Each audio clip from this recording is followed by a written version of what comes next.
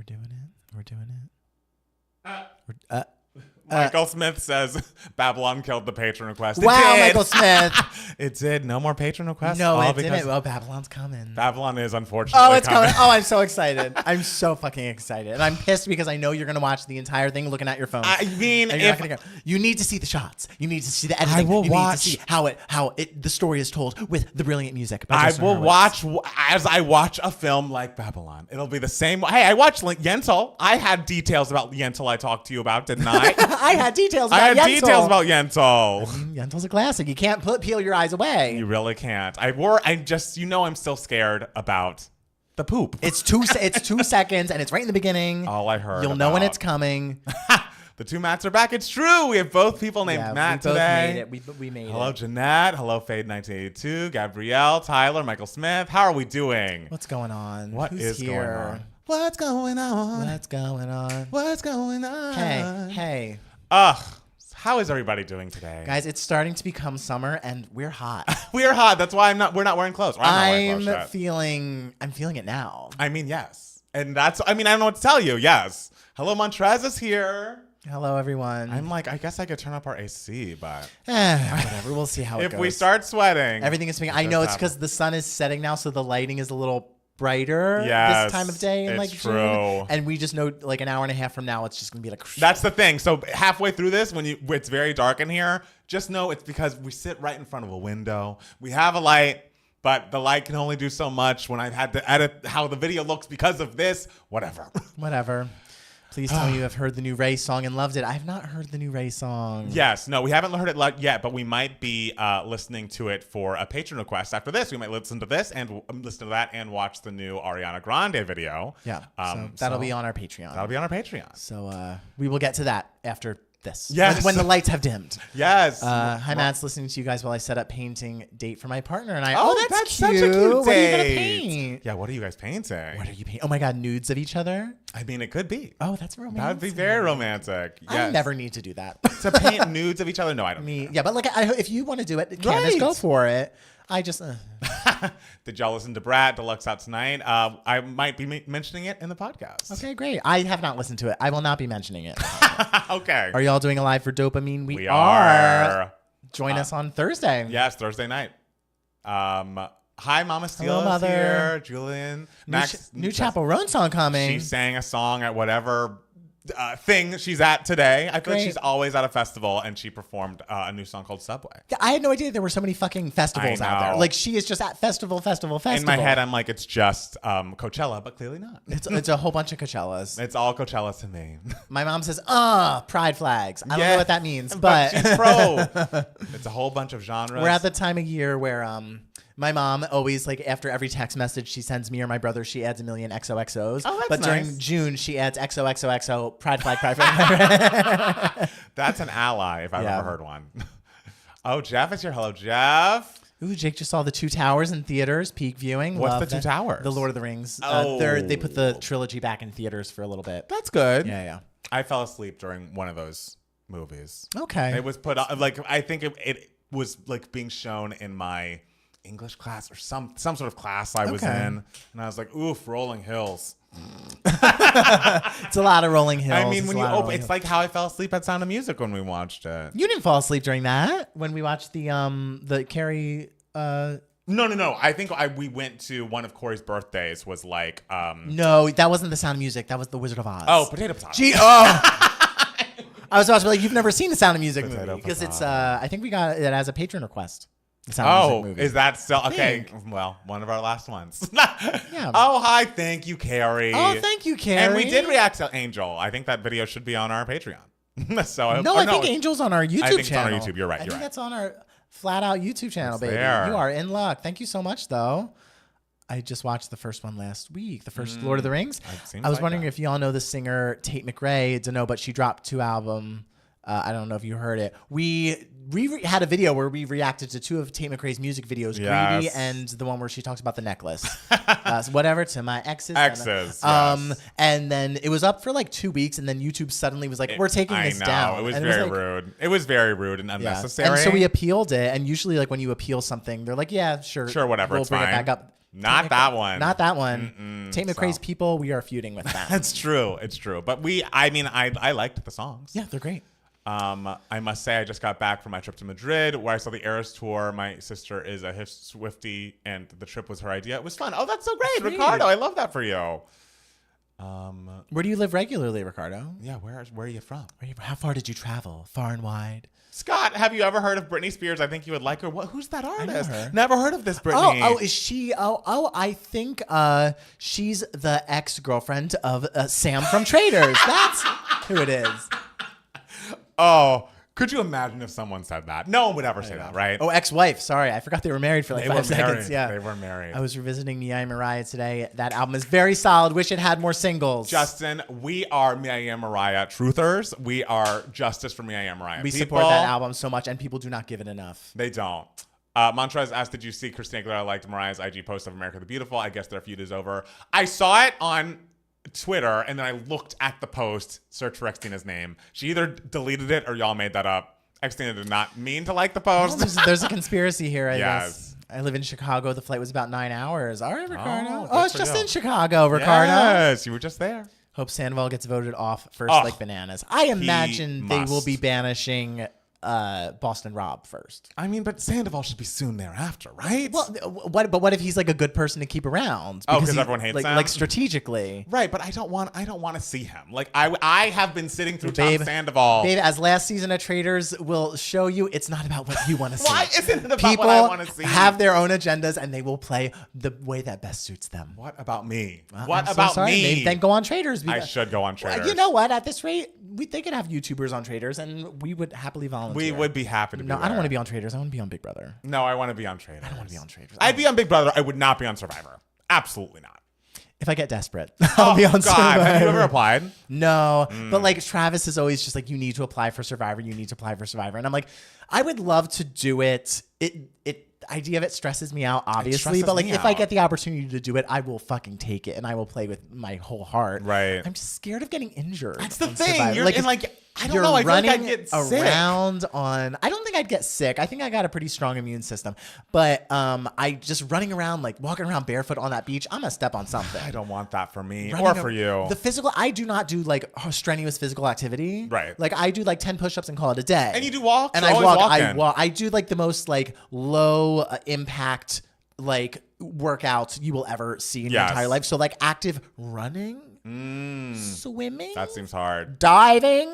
Absolutely not. That seems hard. Yeah. Hey, Caught Alive. Still, congrats again on your award. That's too thank cool. you. Yes. I don't know if you listened. You listened last week, didn't you? Yeah. We shouted you out right up top. I did. I have notes. Oh, good. I can't wait to hear the notes of last week's podcast. Ways to improve the podcast. Oh, right. I don't have the Audra thing in the news radio, so you have to. Oh, yeah. I was going to add it. Don't worry. Don't you worry. I have to change something that's just a visual thing for me, so talk to the people once. Okay. Is it a facelift you're getting? That's the visual thing. That's the visual thing you're changing. If there's anyone out there looking for man, Madrid must have the highest percentage of hot guys I've ever seen. Okay. I'll go to Madrid for a husband. Survivor, they're always damp. Like imagine, chafing. Ooh, I know. And if there's one thing I don't want anyone seeing, it's me wet. I don't even like being alone wet. Like I would like getting out of the shower is always objectively my least favorite part of the day. Interesting. Getting out and then having to be like, okay, I'm dry. Why? Even if you're by yourself, what difference does it make? Because I feel gross. I just feel gross whenever I get out of the shower because like my hair is wet and I'm wet. Like it's just.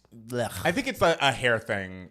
For y'all, I have a lot of hair. You do. And so I'm very much. You're just like, oh. I like never look hotter than when I am wet. Oh, I'm just like, shiny, glistening skin. Hair looks the same. It's like how I love having the top down in my car. It's just like everyone's hair goes everywhere, and it's like mine does not. If you are a person with like a lot of hair on your head, you only look hot with wet hair if you are like objectively movie star model hot. Which I'm not. I'm like, I would say I'm cute and everything. So like me with wet hair is bad. I will say I've never noticed it. I feel bad. like I lived with you for a long time and I never noticed like, oh, he looks like a drowned rat when he's wet. I feel like one though. It's gross. I love a bath too. Jeff, we talking about being wet from the shower, Jeff. Everyone's mind's out of the gutter. Listen, y'all. The rumors are that Keke Palmer is playing Louise. Is that true? We'll talk about it. Paul Giamatti. I didn't hear that one. Oh my God. Speaking of, I'm going to wash my hair after this live. Oh, wow, great. Congrats on the wash day. We love a wash day. But speaking of Paul Giamatti, I just found out that he was, I'm not going to say the age, but he was only like a year and a half older than I currently am now when he was in Sideways. What is Sideways? The movie he was in 2004. He should have gotten an Oscar nomination. Congratulations. It's a great movie. And I was just like, oh. I mean, it is sometimes you think about I always think about the age Mariah, like what Mariah was doing at the time of my life. And I'm like, so she would have already put out Emancipation. Yeah. Which I imagine as like, oh, it's her big comeback. Can you believe this sound? But for pop stars, especially back then, someone her age is having a big hit moment. Well, but the whole thing with like his role in Sideways is like he's like this aging guy and everything. And it's like, oh. Well, that's why we have great lighting. That's why. The lighting looks good. What did you change? I just turned up the saturation. Oh, you got to turn up that saturation. You've got to. Yeah. Well, but again, the sun has not fully set, so we still might be a bit dark by the end of the podcast. Whatever, who cares? That's okay. If you turn up the saturation, you see my ingrown hair a little more. Oh. And that's disappointing. It just looks like you could cut yourself when shaving. Oh, no, I use an electric razor, darling. Oh, good for you. Yeah. Good for you. Good for me. Walter, are you guys lovers? How did you meet? Not lovers. We love each other from afar. Exactly. We love each other in that we wish each other the best. We are friends. I want everything good for this one over here. Exactly. I want everything good. His lover is in the other room over there. Grace. Yes, Walter, they are a couple. Don't lie to the man. I just saw La Chimera. Still, if you're looking for a new movie, give it a watch with Josh O'Connor. I don't know Josh O'Connor. Josh O'Connor from Challengers. Oh, that's his name? Yeah. Right. I only know them as the one guy and then the other guy from West Side Story. The one guy and the other guy from West Side Story. Yes, and Zendaya. Zendaya's two friends. All right. Yeah. But I think Josh O'Connor seems nice in like the interviews I've seen of them all about I'm sure the he's movie. Perfectly lovely. He seems we wish him the best. Much different than his character. So that's good. Okay. I thought, the character was a bit of a... Well, all the characters were a bit of a... Yes! But do we think that the guy from West Side Story was as bad as the rest of them? In the beginning, he was the worst one. And then Josh O'Connor turned into like the worst one. And so I think everyone sucks equally. That's Zendaya's argument. But I think she thinks that West Side Story is the worst one. He did a little more to like betray his friend, a little more manipulative stuff in the beginning. Yeah. He's not great. He's not great. Yes, but I don't think he's a saint, but just comparatively. Okay. Because Zendaya's character. And I walked in being like, how could I ever dislike Zendaya? Oh, please. And I walked out, I was like, you bitch. Yeah. You bitch. I mean, those tennis players, they're just... Both Matts are gay again. I mean, the other person here last week was also gay. Yeah, so Rory is pretty gay. Yeah, Rory was gay. Rory's quite gay. Everyone was so excited about his voice. It was like, hey... I have quite the radio voice too, You do. Thank you. Yeah, you use your voice for a living. I do. Yes. I do. Hello. Oh my God, yeah. Thank you. Brian Stokes Mitchell, is that you? That's me. Oh my God. Sorry if you already talked about this, but did y'all react to the Boy Is Mine music video? No, we will be recording that after the live stream, and we'll be putting that on our Patreon. So. Both gays are mad again. That actually is more appropriate. Thank you, Michael. Yeah. Both bats are mad. Y'all are going crazy in the chat. Y'all are losing it. Everyone's getting creative. I know. Everybody's so creative. Everybody is we love creativity here at We do. We're very pro creativity. We're artists here. I am an award-winning one, actually. I am also award-winning. I'd like it to be noted. I've won many awards for my songwriting. Wow. So. But do you have the statues with you right now? I don't, but I have certificates. Oh, I don't have my statue with me right now. Oh, great. It's in my room on my desk in a box. Oh, I loved your straight impression, Matt P. Thank you. I think my straight impression is really good. Okay. What up, bro? Love the fucking Dodgers. They're so sick. We should have a 2 straight Mats episode where we react to straight things in a straight way. We react to like people playing video games. I don't know. Or react to like baseball's best home runs. Oh, look at him. He slid home. Yeah. Man, that pop catch. Pop fly is the thing. Pop fly. Yes. Yes. I think we're great. Please, Please, Please, and Espresso are great single choices. We're all friends here, right? We like Please, Please, Please. Oh, yes. Nothing wrong with it. But the girls are giving it a lot. And it's a perfectly nice song. It's good. It works. Yes. The music video's fun. Yes. She's great. She's a talented girl. Yes. I'm not angry not at about all. it. I'm excited for her. I love a new pop girlie on the scene who's like blowing up right now. But it's, I want to hear what else is on the album. I do too. I'm excited for the record, the album. It's a breakthrough. I don't foresee it being my favorite on the album, but people in the comments are really loving it. Yes. So I don't know, maybe it'll grow a little more on us. But, I think Montana was like, LOL up Sabrina getting main channel and Ariana getting patron only.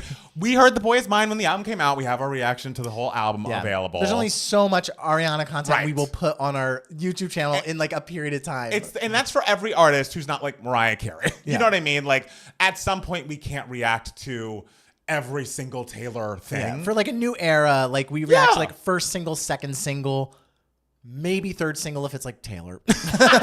Like if there's like a music, and it's like before the album comes out. If the album is out and you're putting out upcoming videos after that. If the album is already out and we're just reacting to a music video, girl, that's Patreon. That's like, Patreon. What are we gonna do? Like, ooh, I like this set. Like I don't. I'm excited to see it. When we react to We Can't Be Friends, the music video on Patreon. Yes, we did, and that's there. And I love that song. Love that song. Yeah. You just talked. You just talked about doing a straight episode, then went into the gays conversation talking about Sabrina Carpenter. I mean, we have to be true to ourselves. Yeah. We're homosexual. I found out that Star Trek has LGBTQ plus characters. Turns out Star Trek was always more progressive than Star Wars. I mean, yes, I know that there are definitely LGBTQ actors in Star Trek. Like, I feel like there's a man who's like somehow maybe part of a human rights campaign or something. Like he's like a professional gay. George Takei? No. Okay. I'm talking about someone else. A professional gay. Like he's like he's helping gays professionally. You know what I'm saying? Like he's helping. I don't know if it's with like the government or like he's in some sort of like LGBTQ advocacy group. Okay. That is like a national thing, and it's not George Takei. All right. We'll look it up. Okay. Look up gay Star Trek people. Still, I'm afraid to say Palmer was right about Baby One More Time. I'm not disagreeing. Yay. I did not say he did not say anything wrong about Baby One More Time. I didn't. I just had to make my point.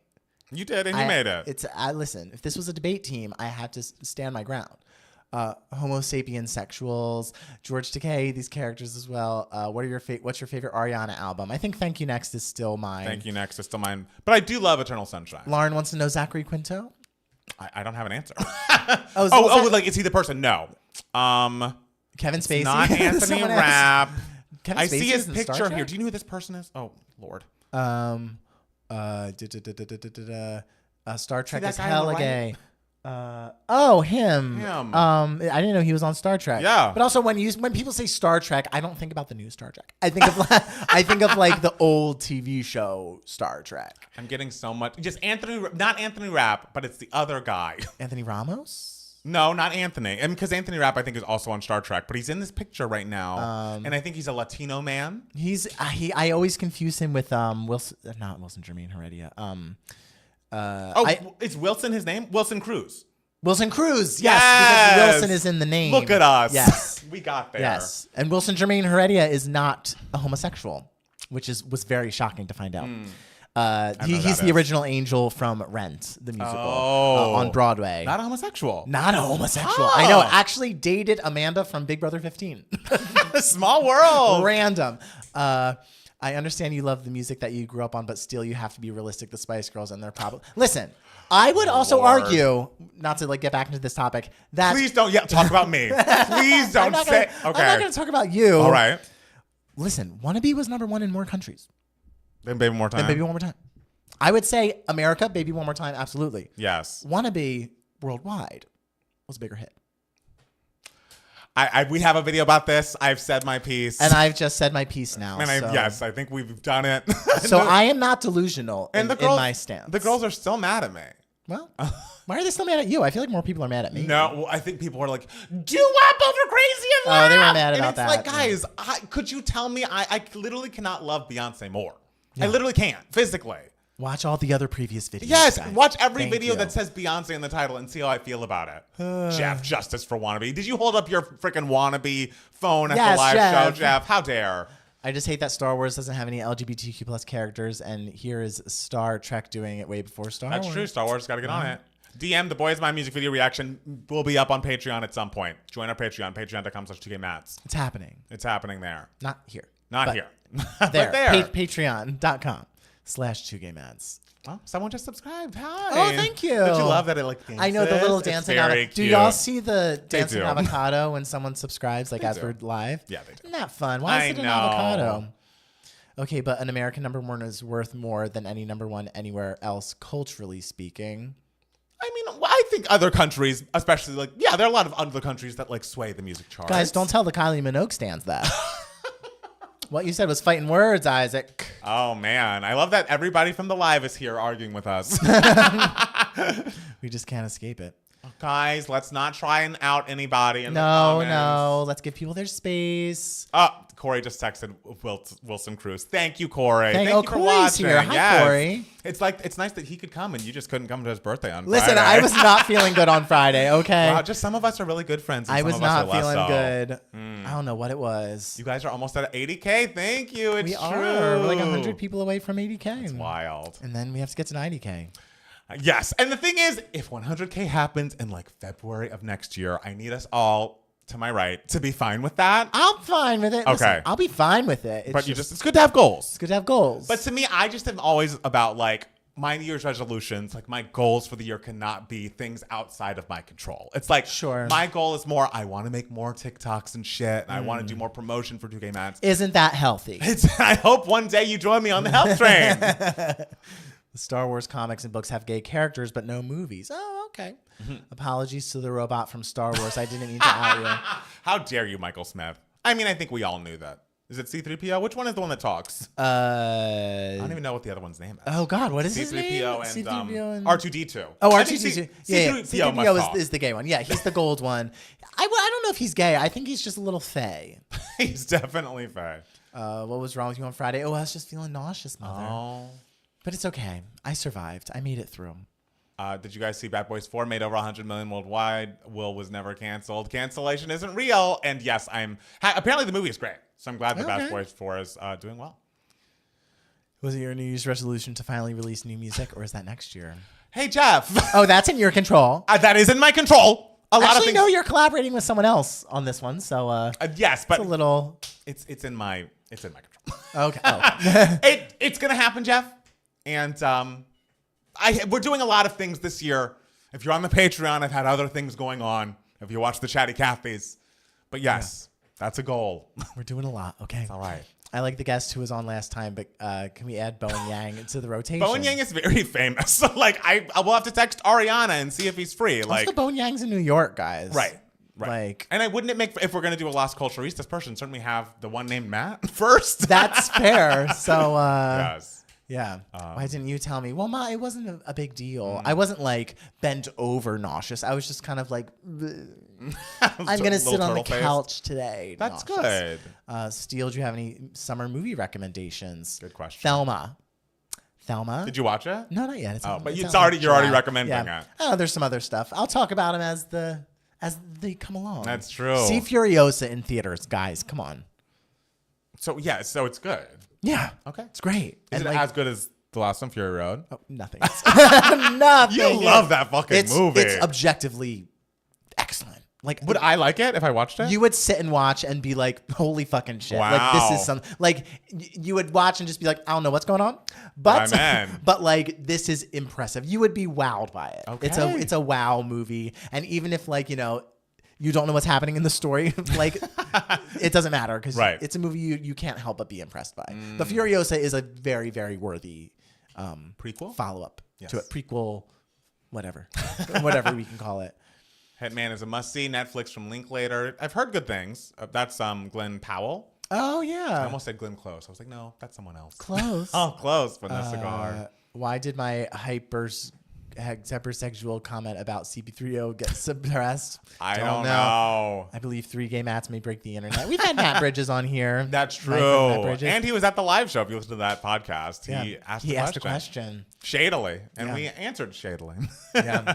He is 100% watching and 100% down. You just got to get past the bureaucracies. Gay Matt from Las Culturistas? I don't know. So glad Netflix added La La Land back to streaming. It was a crime they took it off in the first place. Yes, back on that TV, La La Land.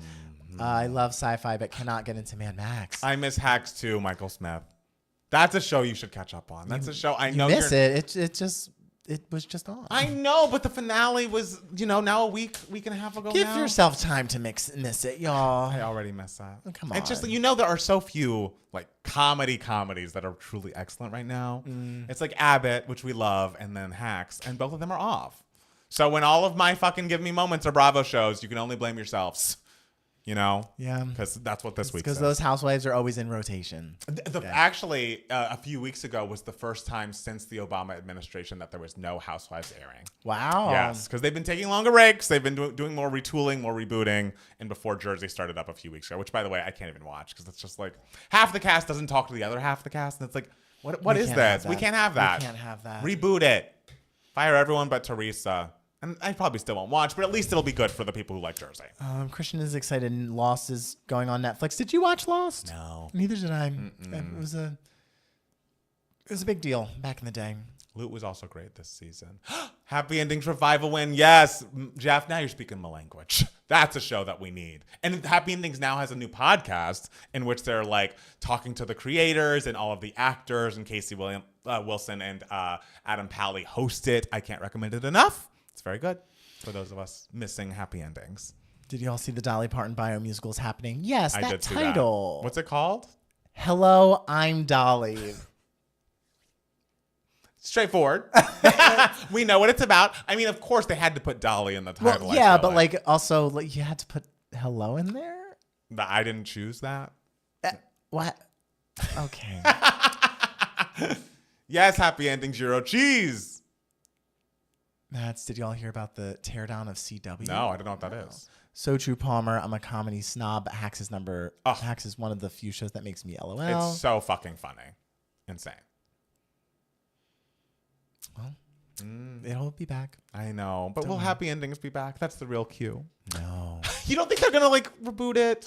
Maybe for a little special season. I don't know. I would love it. Of course it's about Dolly. Yeah, but guys, there's a musical called Hello Dolly. And so now there's going to be a musical called Hello I'm Dolly.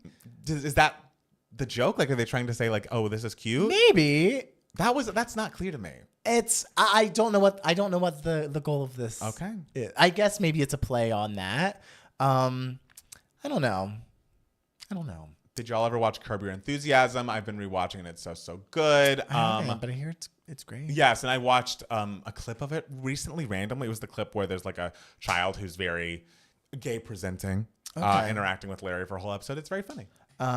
It's a play on her first album title. Oh, okay. What's her first album title called? I don't know. A song you guys have to react to is Genesis by Ray. It's insane. We're going to try to do it for Patreon. Yeah. Matt CW was bought in 2022 by Nextstar, and they just started canceling almost all their drama shows and moved to sports and reality TV, basically. Oh, no. There was some good shit on the CW back in our day. Oh, back in the day. Top Model was on CW. Hello. That was a show. Also, reality TV show. Yes. Yeah. It was problematic.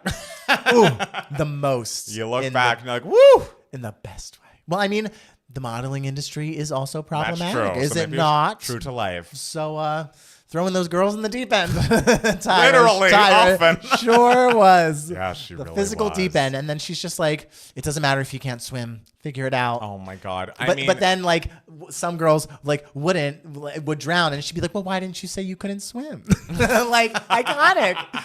I mean, you know what the memory of me is when they added the gap to that girl's teeth. And oh God, Chelsea cycle 15, and Chelsea wanted it so bad. Chelsea was all about modeling, and there was no way she was beating Anne. There was no Chelsea was very talented, a great model, but they were all over Anne that season because it was the high fashion season. Sure, and Anne was just 12 feet tall, and just Anne was gonna win. Right. But they were like, Chelsea, we're gonna expand your gap, and she was like, yes, I will do anything. I would have walked off that set. It was just no, nothing is worth this. No one's touching my teeth without my explicit consent, and I don't want a larger gap. Thank you so much. Her first album was called Hello, I'm Dolly. Was that also a play on Hello Dolly? I have a lot of questions. And I'm sure if there was a Mariah Carey biomusical, it wouldn't be called Mariah Carey. So we can go beyond the debut album. Okay. Well, Music Box would be a great title, but she hates Music Box. I also wondered she'd use the title, though. She doesn't hate the title track. You don't think she'd use the title, or you don't think she would? I could see her calling it Music Box or Daydream, or no Butterfly. I could see her calling the musical Butterfly. Starts with a single spotlight with looking in, and then it goes back to her past. She looks in. Well, what does the show end with, like 1995 Mariah? Are we going present day? Are we going All for Christmas Is You hits #1? For me to go that far, I'm going to have to get commissioned and paid. Okay. I only developed the first couple seconds. Okay. What's an artist you guys think is underrated right now? Us. Perfect answer. I agree. I mean, I will say, and we'll talk about it a little during the podcast, we may be the last two gays on earth that are like very excited for Normani this week. But I think we all need to pay attention and give her a shot. Not anybody can dance like she can. She's had a lot of time to ramp up. She's very, very talented and is bringing something to the table that not a lot of girls bring. And I feel like a lot of the gays have hopped off the Normani bandwagon, and it bothers me. We're still on the bandwagon. We want the best for her. We're the last two. We're not the last two. We're a small group. Listen. Like, I mean, we'll all see how the numbers do when we put up our reaction video to that album. But we care. But it doesn't matter what the numbers are. It doesn't. As long as she makes the art she wants to make, yes. And we're just happy the album came out. Yes. Congratulations, Normani. It does make you wonder what would it have been like if we had done post-motivation rollout. We'll see. Hey, Maxwell. Hello, Maxwell. I want a Daydream musical. Oh, an album. Matt, have you bought Mimi's new audiobook? Do you recommend? It's actually free on Audible, and so I have listened to it. It's not really a book. It's more like an hour and a half like discussion of how she made Portrait and the creation of the Portrait dance mix, which again is 16 minutes in heaven. Like, I absolutely can't recommend that enough. But yeah, no, I'd recommend giving it a listen, especially because it's free. Okay, Dolly's album came out 2 years before the musical, so I don't know what's happening. Okay. All right. Just when y'all think y'all are done reacting to big albums, Reputation TV is going to drop. I can't wait till we react to that and get so many dislikes. I know. I mean, just imagine us listening to Gorgeous again. Oh, Gorgeous. Being like, It's going to be a day. But the thing is, people say they like that we have real opinions and that we tell the truth. Yeah. So we need all those people who feel that way to be in the comments. Helping like, us. Hey, you guys are and fuck honest. Y'all. We like Tortured Poets Department more than some Swifties even. Absolutely. We support it. Did we edit it down? For our own versions of the album? But yes. we like it. Yes. I just joined But Stream Brat. Austin says, oh, Hello Dolly was on Broadway in 64, but the movie came out 2 years after Dolly's debut album. The Hello Dolly movie that we don't speak of. That came out in 69. Okay. And so I guess Dolly's debut was 67? 67. Okay. Like. Yeah. Even though the Hello Dolly movie is great. I love that we don't speak of it. We don't speak of it, but like I do watch clips of it, great. and I'm just like, ooh, Gene Kelly went off in the direction here. Like, oh, Gene Kelly directed it. Gene Kelly directed it. Yeah. Know that. Gene Kelly directed it, and so that's why people were like, ooh, that's people think like, oh, he wanted a little more polish in Dolly, and that's why he was like, let's get Barbra Streisand, even though she was too young. But like the thing is like Barbra Streisand, she is fantastic. I mean, like, she's Barbra Streisand. She just needs to be like 15 years older. And well. But, thank you. Someone said I look handsome. That's nice. I don't want to see T Swift backstage at my boyfriend's show, which is a line from the new Charlie XCX album. Okay. Because she's dating someone in, I think called the 1975. And she was, and then Taylor was with Matty Healy, blah, blah, blah. Okay. Love that movie. Did you guys see Gaga telling Beyonce to give her a call for a telephone sequel? That's cool. I'm sure someone asked her about that telephone sequel and she threw it right back. Because guys, if you look, and this is someone who's literally, I believe in the visuals from Beyonce. That is never happening. The follow-up to telephone, it ain't happening. An opposite Dear Evan Hansen. What's that? I don't know. Where they, what do you mean, Grace? What do you mean? What do you mean, Grace? I will always say Reputation and Sweetener are my favorite album reviews from you. We have opinions. Taylor has been releasing her albums and TVs in a very consistent pattern. I don't expect her changing it for these last two albums. Okay. All right. Matt Palmer is back. I was always here. I'm back. Matt S is back. It's true. I know. It's like I'm always with you guys. Yes, in spirit. Like, very funny comment on the video. Who the hell is this guy? I feel like after I sent it, I was like, I feel like I commented this on the last time Rory was a guest. It's still funny. Still works, guys. It still works. This is comedy. Matt Steele repeating jokes. All right, should we put an ad in before we get started? Yeah, sure. Stick an ad in there. Everyone watch it. Everyone watch. If you get the ad, you have to watch. Or you owe us money. Because he was too old for the movie. I gotcha. Too old. Oh, I see. I see what's happening. Are you guys excited about the Katy Perry and Madonna collab? Is that really happening? If so, then is that happening? I didn't know that was happening. I don't see them getting along. But why okay. not? There's a lot of attitude between the two of them. That's true. Maybe they'd get along. Maybe, okay. But I don't know. I mean, Madonna, she's a tough cookie. She is a tough cookie. Yeah, I feel like she needs to find you like exceedingly cool for her to like interact with you. And not that Katy Perry isn't exceedingly cool, but I feel like Madonna's idea of exceedingly cool is kind of like, oh, no one knows who you are. I think you're cool. I mean, but whereas Katy Perry is so big and famous. Right. Like she loved Britney during that was a different Madonna era ago. That was a long time ago. Matt Steele loves Hits Different. I love Hits Different. Yes. Yeah. I think it's fine. Congratulations to award-winning filmmaker Matt Steele. Yes. Yes. Thank you. Should we start recording? I guess. Okay, let's do it. Okay. Oh, nice. Cross it out. All right. Okay.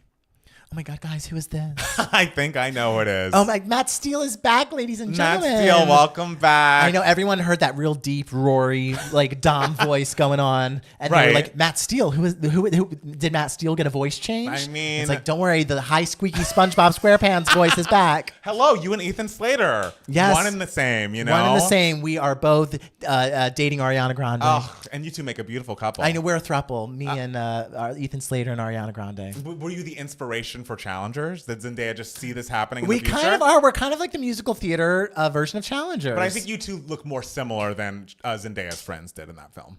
Okay. Yeah. They're both. One's a little blonder. One's a little blonder. They're both like, white guys. They are both white. You do have that in common. Both two Caucasians, white guys. But I guess because me and Ethan Slater have red hair, people automatically assume we're related. Because all redheads look the same. I never said that. Oh, you were thinking it, though. I was not. You were thinking it. Racism on the Two Gay Mats podcast. I don't think you look like Chappell Roan or Jill Zarin. My two favorite redheads. Is Chappell Roan's hair really naturally red? Hey, I think it's as real as Jill's. Okay. All right. Oh, God. Okay, do you want to start? Do you want me to start? I'll start. Okay.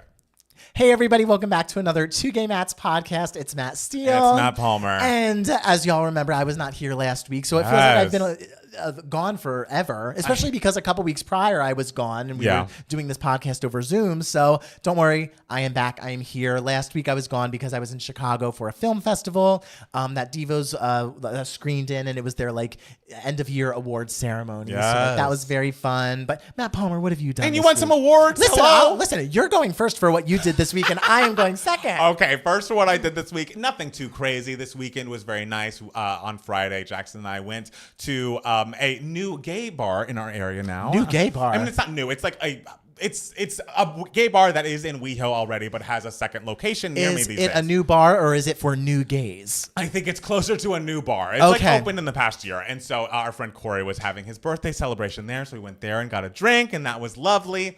And then I came home and watched a TV show that I'll be talking about a bit later because I have a lot of big feelings. And then on Saturday, we went over to our friends Jeff and Jean's house. We went in like the late in the evening, early evening time, so that we could say hi to. They have two kids that are going to bed around 7:30, and so we were there around 5. Hung out with the kids for a couple of hours. Took them off their hands for a little bit. I mean, barely, but we were there to distract the children for a bit before they went to bed, and then we had adult time with the parents, who I feel like the nicest thing you can do when hanging out with parents is like, hey, remember how we're all adults and like you're a real person and not just a caregiver for these small children who you love, but I'm sure you miss being an adult. You're also a caregiver for me, your friend. Exactly. Now feed me. Do you have snacks?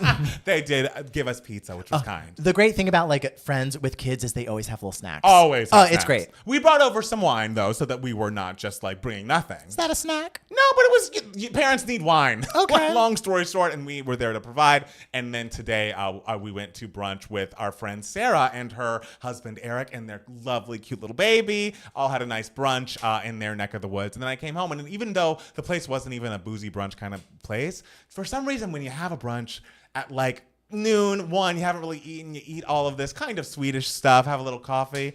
I went right to bed, came back home, totook a nap, and woke up early enough to let you in the door and start the podcast. Didn't even put on a shirt. I didn't even. I just fell asleep. I know this is a different undershirt than I was wearing, but whatever. This is what I'll be wearing today. A, because it's hot and I can't do the sleeves, and B, because I just got out of bed, and that's cool. Also, last week while you were gone, I just need to mention that I think Rory said something about like, oh, people think that I sound like or look like this person. I get these comments on my TikTok, and I said innocently, no one really comes up to me and says that I like look like a celebrity. Like that's not something that happens to me.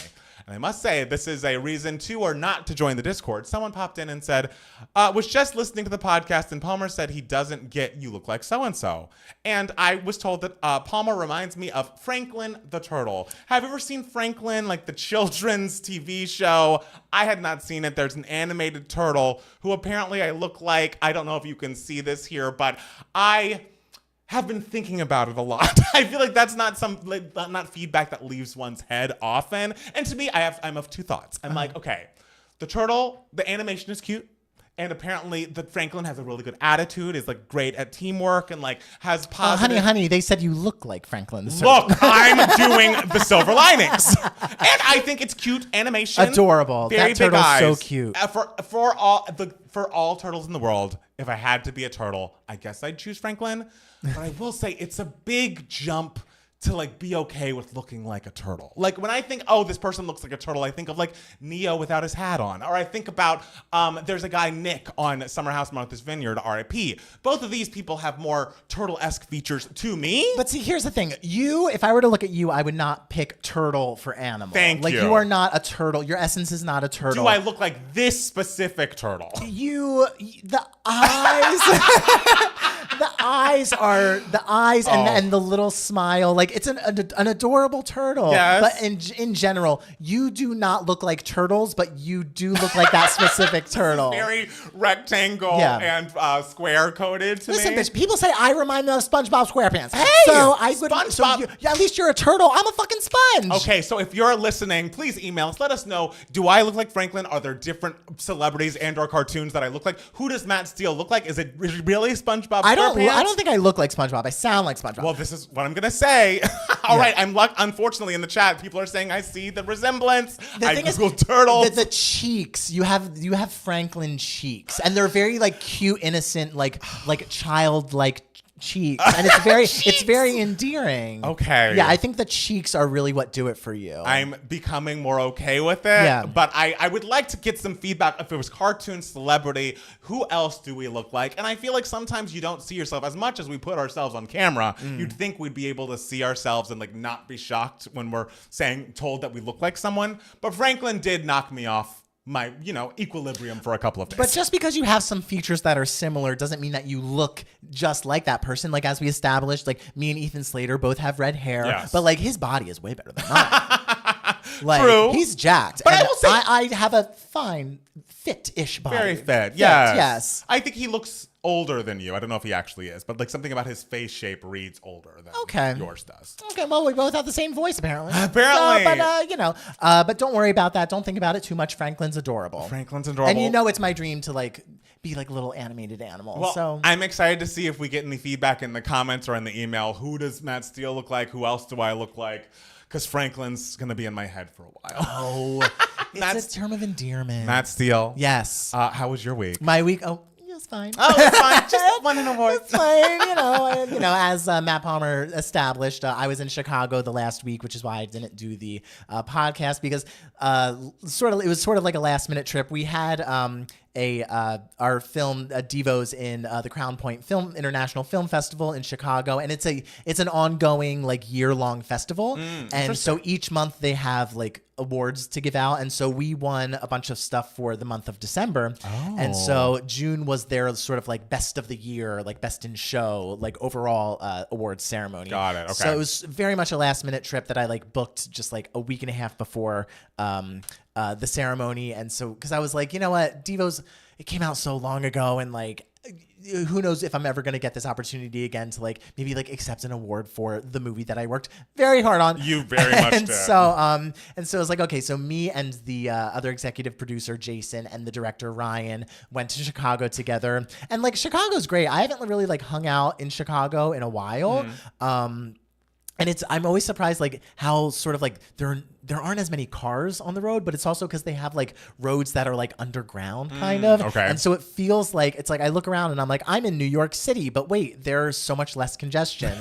So like, that's fun. That is nice. And it's a great city, and I was happy to be back. And then the awards ceremony like happened, and we ended up winning Best Comedy Feature. Yes. So it was nice because there were 3 of us there. That award goes to the director, Ryan. We won Best Supporting Actor in a Feature Film, which was also Jason, the executive producer. It was for him because he was also an actor in the movie. And we also won Best Leading Actor in a Feature Film. Oh, who was the lead? It was me. Oh, yes. Oh my God. So oh my gosh. It was nice. I got to go up and be like, oh my God, thank you, Mom. And like all the people and that kind of, so like that was a really cool feeling and nice sort of like cherry on top of the wonderful long journey that has been Devo's. Absolutely. So now I can officially say like I'm an award-winning actor. That's amazing. I'm a winner of the Crown Points International Film Festival. And not everybody has that to their credit. Not everybody has that. That is very exciting. Congratulations. I know how hard you worked on the film. So even though like we don't need awards to make ourselves feel good, it's nice to see. It's nice to see. It's nice when other people notice like I put my heart and fucking soul into this. And also, he won't say it because he's humble. It's fucking excellent. If you haven't watched Devos, you should. And what do you mean I won't say it? It's fucking excellent. And we're going to have a Devos watch party, I believe, in July. So get ready. It's really going to happen. We've discussed. We're figuring things out. For the anniversary for when it came out. Yes. And so then the next week, I worked hard. I'm in the final stages of editing the pilot presentation that I directed for my friend out in Jersey. I'm finishing up editing that, and so now I get to do the sound deliverables to the sound mixer, which, as you remember from the last time, was a stressful moment. That was a bit of a moment trying for to you, figure out AAF files, and so I'm reteaching myself how to do that stuff because I sort of like blocked it from my memory because it was traumatic. But I'm figuring it out, and it's going very well. Saturday, I hung out with our friend Chuck. We went to this great Italian restaurant in Los Angeles. Look at you. Called Sunday Gravy. And because Chuck was like, you need to go to Sunday Gravy because in Jersey, we call tomato sauce gravy. Like the Italians from Jersey, they call it gravy. And so I was like, okay, this could be authentic. It's so fucking excellent. Wow. And you know me, like with Italian food in LA, I'm just like, where is it? Where's the good Italian food? It's like a real great small like mom and pop's Italian restaurant. And the thing, I walked in and it fucking smelled like home. And do you know why? It's because they use Romano cheese, ladies and gentlemen. Lord, and as I have established many times on this podcast before, we are a Romano cheese family. That is the cheese that we use on all of our foods. So whenever Romano cheese is in my nostrils, I feel like I'm home. Sunday Gravy was great. And we also saw a really, really great show called Wig, W-I-G, that Chuck's friend wrote and starred in. Oh, cool. And it's about sort of like her journey with all like the different wigs in her life and how like they transform herself and just like going deep into like personal stories that she had, but also creating these really fun characters. Like there was this amazing sort of through line with these characters of like a grandmother and like her 2 grandchildren, and like the granddaughter like wore a bunch of different wigs to be like a TikToker, like influencer and everything, and like the grandmother was like suffering from cancer, so she had like wigs of her own, and it was a really, really great show. So I'm really happy I saw a piece of theater this week. I love that. So yeah, it was a nice productive 2 weeks. Look at that. Yeah, I will say that the people in the comments have given us a person to look up when they're saying you might look like a cartoon character, and they're saying Phineas from Phineas and Herb. Okay. Herb, do you prefer him or do you prefer SpongeBob as like the person that you're most like? I like both. You like both? I think Phineas. I don't think I look necessarily like him. I think. I mean, you don't have like a triangle head, no. But the hair is the right color. I would say his hair is a little more orange than mine, and it's not curly. You'd wear that outfit. But again, like everyone, they just assume all redheads look the same. They're just like, oh, red hair, him. There you go. Okay. All right. I don't not look like him. Yes. Listen, I'm just happy that I remind people of maybe someone famous. So you don't want to be the first of your kind? Like, oh, no one ever has looked like me. Oh, darling, trust me. I know I'm the first of my kind. I mean, I don't know. I've been watching old Will and Grace, and I'm like, oh, This is where Matt Steele gets all his shit from Sean Hayes. Wow. I mean, what a great person. I know, honestly. Yeah. So the thing is, like, difference between you and me is, like, people are like, oh my God, you look like Franklin the Turtle. And you're just like, oh, I don't want to look like him. Whereas I'm just like, I would love to, like, be a cartoon character. Like, no, I like being an adult. I like being a human person. As an award-winning character actor, yes. I think it's a badge of honor to be told that you're very charactery and goofy and fun. I mean, fun, goofy, and the turtle is cute. Looking Adorable. like a turtle is hard to get over. I think that is fair. I don't think that's me being, obsessed with myself. You don't look like a turtle. You look like that turtle.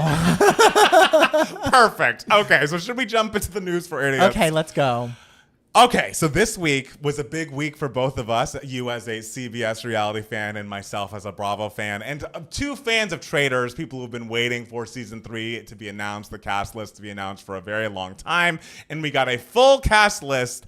I can't go through everybody, but some of the highlights, at least for me: Tom Sandoval from Vanderpump Rules, Bob the Drag Queen from Drag Race, Dorinda, Medley, Robin Dixon, Dolores Catania, Chanel Ayan from Real Housewives, Gabby Windey and Wells Adams from The Bachelor, Brittany Hayes and Danielle Reyes. I know you're excited for Danielle Reyes from Big Brother. Guys, Danielle Reyes is the best Big Brother player, like, ever. How do you feel about the Survivor folks? Do you know them? Oh, I'm excited about the thing is, like, Boston Rob is very much it's kind of like, of course he's going to be on the next season of Traitors. Like, he's very much, he was like the first Survivor staple, like, kind of, besides like Richard Hatch, but Boston Rob is such a staple. So it's like, of course he's going to be on the next season of Traitors, especially after how huge Traitors season 2 was. Yes. I love Tony from Survivor. Oh. I love Tony. And you all know where I'm in my Survivor journey. I'm only like halfway through binging all the seasons, so I don't know who Carolyn is, but I've heard her name in the Survivor ether. I don't know who Jeremy is, but I'll find out exactly soon. But I love Tony. But let's go back to Big Brother. Danielle Reyes is, like, considered the greatest Big Brother player to never win. And so I am just hoping and praying she does well in Traitors. And I just know, the thing is also, she was on Reindeer Games with Brittany, who I love also as well. Yeah, Brittany's great. Brittany's hysterical. Yes. They were both on Big Brother Reindeer Games together, and they got along on Reindeer Games. But then after the show aired, Danielle saw, like, how it eventually came to pass that she was chosen to participate in this competition where she eventually got out, and it was because Danielle was like, Brittany, don't choose me, and Brittany chose her. Oh, Lord. And so it's kind of Brittany's fault that Danielle, like, had an early departure from Reindeer Games, and so Danielle just tweeted, oh, I didn't realize that's how it went down, like, with Brittany. Interesting. And so people are like, are Danielle and Brittany feuding? Oh, Lord. So, I mean, like, they're both, like, self-realized enough people and, like, self-aware enough where, like, they're not going to take that petty shit. Yes. Like, they probably don't care, like, in real life. Yeah. But on a TV show, they could play it up. Absolutely. And Danielle will cut Brittany the first chance she gets. Wow. Okay. Danielle Reyes is so great. Because the great thing about Danielle Reyes is she is a brilliant, like she's so great at strategy. She's so great at reading people, like, emotionally. She's great at understanding how people tick and everything. But she doesn't have that, like, you know how, like, all those people in those early 2000s reality show competitions were just, like, had this, like, cocky attitude and everything. Sure. She was just matter of fact about it. Like, she was just like, this is how it is. And she was naturally funny and everything, but she wasn't like a Dr. Will or Dan where they're just like, oh, ha, ha, ha, ha, I'm twirling my mustache. Right. But Danielle was just like, I'm fighting for my life here. And she would crack a few jokes in the meantime. But, like, it's like she was just so real. Right. She's so great. I love her so much. I think it's so odd that Zac Efron's brother, Dylan Efron, is going to be on the show. Very random, but, like, we love an Efron. Also, Britney Spears' ex-husband, Sam Asghari. Very random. But very random. And apparently, according to their, like, divorce agreement, he can't even speak about Britney publicly. So I don't know if the Traitors producers knew that, but he cannot say Britney Spears' fucking name on that show. And I just have to say, as far as the Bravo contingent goes, we are coming from Traitors season 2, which, like, casting-wise, it's really tough to beat. Like, you all saw Phaedra, and we knew the moment we saw her on that list how good that was going to be. And, like, Tamra is one of the best housewives to ever do it. And, like, she was fine on Traitors, but, like, didn't do so well. Guys, I hate to be the bearer of bad news. These housewives are not the most interesting. Outside of Dorinda, Chanel Ayan could be good. But, like, Dolores is very much like the peacekeeper of New Jersey. She's like Switzerland. Oh, we don't want that. And, like, she's perfect. She's gorgeous. But it's, like, also, I don't exactly know how she's going to do it and mix it up. and I hate to be a negative Nancy. Robin Dixon from Housewives of Potomac is the most boring housewife possibly of all time. The fact that she was on that show for like 6 or 7 seasons makes no sense to me. She actually just got fired from Housewives of Potomac, so it's weird to me that NBC Universal was like, oh, she was so bad on that show that like we should bring her on Traitors. And then of course, fucking Tom Sandoval. I have been watching this man every week for the past like 25 weeks of my life. I'm finally thinking I'm getting a break from this horrible human being. And no, he pops up on The Traitors, which of course I'm going to watch every episode of. Please, everyone in Scotland, I know you're in that castle now, kick him off first. Kick Sandoval off first. We don't need to see it. I get it. You think, okay, I don't really watch these shows. Sandoval was such a big deal. Ariana is busy filming Love Island. Let's get Tom. No, you could have gotten anybody else. Anybody else. I would have preferred Paige from Summer House. She could have been there with Sierra, who, by the way, I wasn't like, when I first saw the cast list, I was like, oh, I don't know about Sierra. Like, she's kind of low key. But then I'll talk about the Summer House reunion later. And I was like, I only want good things for Sierra, and every good thing, I hope she wins. Now I love her so much that I hope she wins. So we'll see how it all goes. My thing with that is like, I don't see them. I see them trying to banish Boston Rob first because he is the reality show contestant on there with the most clout, like by far. And so I see them banishing him first. But in the same way they banished Johnny Bananas. You don't think they could? Because they could just be like, well, Tom Sandoval, we all know he can't be trusted. He can't even be trusted in his relationship. Let's get him out. I think maybe they'll shoot for that, but also they know Tom Sandoval is such a big target to put in front of them. And so I could see them wanting to keep him around because no one's going to want to align with him. Who wants to be on that show aligning with someone who the general public does not like? I know. You know? But it's just, I feel tortured. I'm just the other people I wish from Bravo that would go on Traitors. I wish that Paige from Summer House would go. I wish Amir from Summer House from Martha's Vineyard would go. Even though he didn't end up being my favorite, I still feel like he probably was the biggest breakout star of the show. Or maybe Jordan. I know that she's not on the network anymore, but Stassi would be great at this. She got kicked off for very valid reasons, but she's very into mysteries and solving things. Get Katie on. Katie's fun. And finally, after 10 years, people are starting to like her from Vanderpump. Monique was almost on and didn't get to join. I was very upset about that. And I think she could join one year, and I would love to see it. And even though this will probably never happen because, of course, she sued the network. Nene would be amazing. I want Nene on Traitors. She sued NBC? Well, yes. She sued NBC Universal, Bravo, and Andy Cohen. All of them? Yeah. Why? What does NBC Universal have to do with Bravo? They're the parent company of Bravo. Oh, I didn't know that. Yeah, that's why this is all tied okay, in together. well, all right. I mean, they also probably said, like, we will never have Phaedra on again. And then hello? But Phaedra never sued anybody. Phaedra never sued anybody. So it's the suit that's the real issue. But if you can get Nene, get Nene. Okay. In other wonderful news, Miss JoJo, Miss Joanna Levesque, has announced her upcoming memoir, Over the Influence. She says, I've been working on this like a madwoman in my little emotional cocoon the past 18 months, and it feels surreal to share this with you today. My very first book, a memoir, Over the Influence. And this will chronicle her life story from child stardom to young adulthood, in which she struggled with addiction, generational trauma, fame on a developing brain, love, lies, spirituality, and resilience. And it's like, who's been fucking through it. JoJo. Fucking JoJo. And I would love to read about her story more in depth because we all know at least the label side of the story. But it's like she was also engaged to that actor from Saved by the Bell, the reboot that's excellent. And they called it off in a very quick way. I believe there was some sort of infidelity there. I just love JoJo and only want good things for her. And I feel like she has a big story to tell. A lot of artists these days, amass such a following before they get signed that they don't get locked into these kind of deals that take over their life and steal their voice, like the one she was in with Blackground. And finally, she is free, and I'm excited to hear about the joy, the love, everything she's gone through to make it to the other side, because not everybody has the ability to do that. Like so many, if she decided, I'm so fucking jaded, I hate this industry and never want to do it again, I wouldn't blame her at all. And so the fact that she is still standing, still making incredible music and telling her story in full, I just can't be more excited. We love JoJo. We fucking love JoJo so much. So I'm excited. I'm like thrilled that she had this opportunity and she's able to get it on the page. Yeah, absolutely. Put it all out there, and then everyone can know. Right. And then maybe like some music will be released. In conjunction. You're always begging for new music. Love you, JoJo. Yes, I named my Roomba after you, Joanna Levesque. That is true. I'm like, was her last album good to know? Well, she had that mixtape. about mental health and stuff, and that was also amazing. But I would love new music because I'm greedy. Let's go. And something I'm less excited about: Alec and Hilaria Baldwin have announced their TLC reality series, The Baldwins, for 2025. Alec and Hilaria Baldwin have been making headlines since they were married nearly 12 years ago. For the first time, they're opening up their family lives and bringing everyone in to join in the nonstop love, laughter, and drama. To this, I say, I don't need that. I didn't ask for that. I don't think anybody asked for that. It's kind of interesting because like he's had a very rough go at it recently. And so in like very like horrible tragic ways. He was involved in a tragedy. And so I like wish him the best as far as that goes, you know, because like that's such what happened was so horrible and devastating. Awful. So like, but like, I don't know. I would kind of think like I would just want to like relax for several years and lay low. Yeah, and just like chill and just sort of like take more time like for myself and like be with my family and everything. But maybe I also wonder like if his people were kind of just like, because he got a lot of like what I would consider unfair like blame for what happened.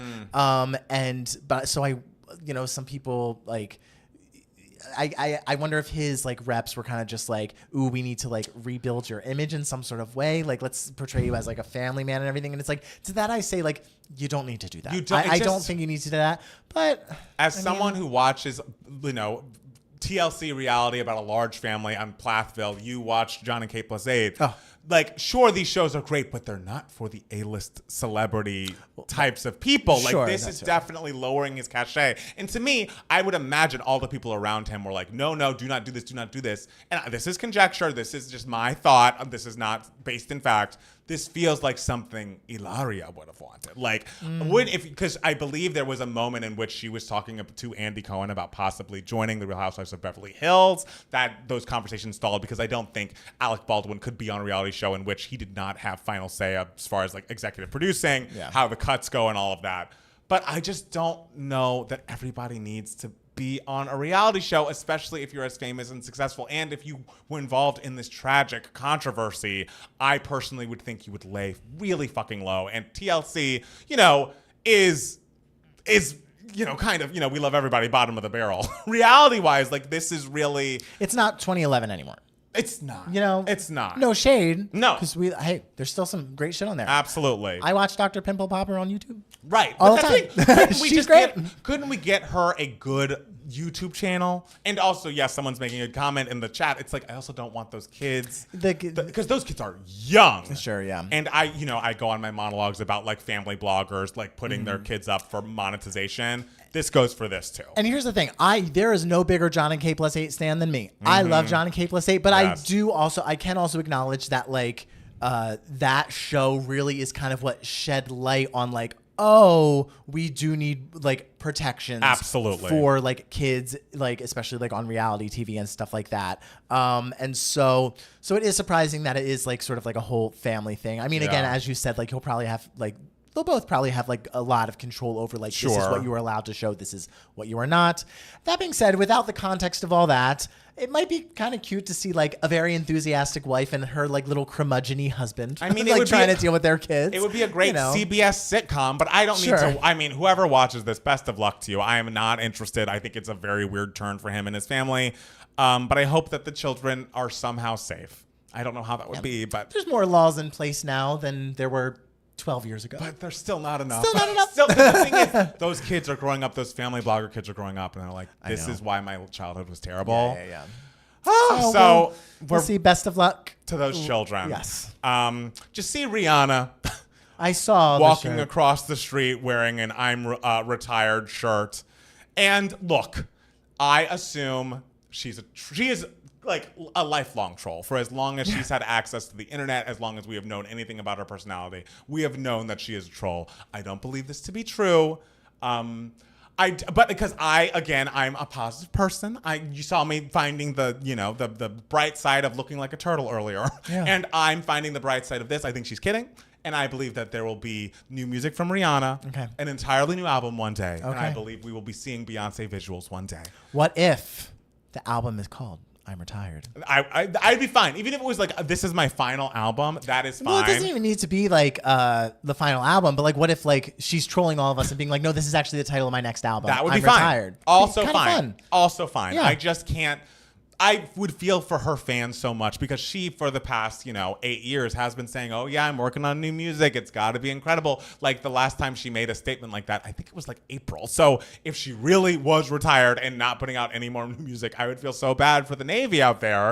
And I selfishly want more Rihanna myself. This is a woman, as much as like, there were some arguments in the Discord that like music's just her day job. She doesn't really care about it. The woman has an ear. Like she doesn't pick like literally such forward thinking songs all the fucking time out of nowhere. Like it's not a coincidence that she became such a huge success and that her like singles discography is what it is. So there's clearly a passion. I don't think you listen to that last album, Anti, and think this is a person going through the motions. Like I think she has a creative mind and a creative vision. So I believe that there's a lot of heart and soul in her, and I think she has more to say. If she doesn't have any more to say, that's okay too. But I want to hear more. I want to hear more from Miss Rihanna. Right, well, let's see if the shirt, let's see if she's lying. Let's see if she's trolling us. Let's see if it's the name of the album. If it's a whole album called I'm Retired and it's a bunch of songs about her not giving a fuck, I think that'd be kind of iconic. That would be iconic. Yeah. Any sort of new music that's not on like an animated children's movie,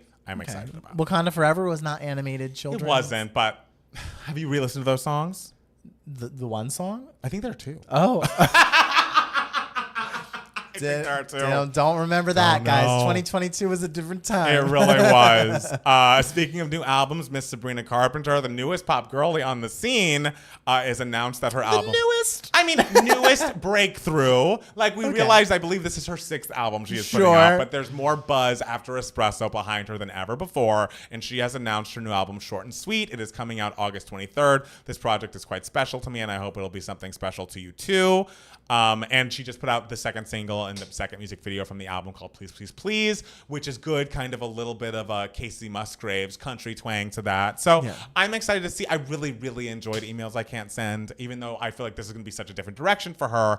I'm excited to see what she's got up her sleeve. Yeah, I'm glad like she is. It's like Devos. It's like keep pushing stuff out there, keep putting it out, and someone will take notice. Exactly. And it's like, finally. Hey, it took Two Gay Matt's 10 years to start making money that really mattered. Yes, exactly. So sometimes it takes a long time. Oh my God, we are Sabrina Carpenter. We really are. Oh my God. This is our short and sweet era. Yeah. Another new album that was announced this week was Megan Thee Stallion's album Megan. I think it actually was announced while we were recording the podcast last week. And this cover shots were shot by David LaChapelle. There are 2 covers.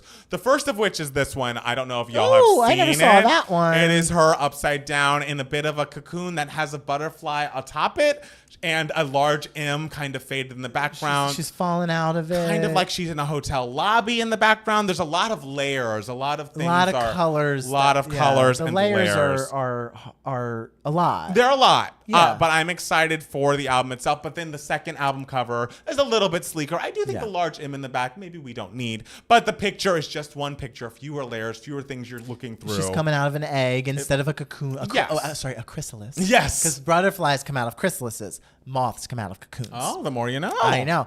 So this one, she's coming out of an egg. What's she going to come out of next? I don't know, but I think the picture on the second one is gorgeous. And that first cover art did throw me for a loop, especially because it was shot by David LaChapelle, who has very famously done so much good shit for album covers and like music videos even. Like he was the artist behind the Rainbow cover, which is still classic by Mariah. Classic cover. This man can shoot a beautiful cover, but I don't know what was going on. It just looked very like... It felt like something I would design for a GeoCities website back in like 5th grade. You know what I mean? Like it, like first pass at Adobe Photoshop, and I would need someone to look in there and be like, "Oof, don't put that out." And I wish someone had said that to David. You know? Next up is Miss Lady Gaga. She has denied pregnancy rumors after her sister's wedding photos. I guess she was at her sister's wedding, and there were photos of her like, breathing. I don't know. People judging women's bodies when they're just candids of like looking around. It's like, guys, what are you fucking talking about? This is not normal. This is not okay. But she shut down the pregnancy rumors in a new video. She said not pregnant, just down bad, crying at the gym, registered to vote. at headcount.org, which it's like, hey, you got a lot of eyes on me right now. Let me do something good with that. I love that. Yeah. And then Miss Taylor Swift commented on Lady Gaga's recent video saying, can we all agree that it's invasive and irresponsible to comment on a woman's body? Gaga doesn't know anyone in explanation, and neither does any woman. Red lips, kissy face. Yeah, well, and Taylor was very excited because she quoted her. I was going to say, like, is it because she quoted Down Bad? Who knows? Guys, they collapsed. That means they collapsed. Don't do this.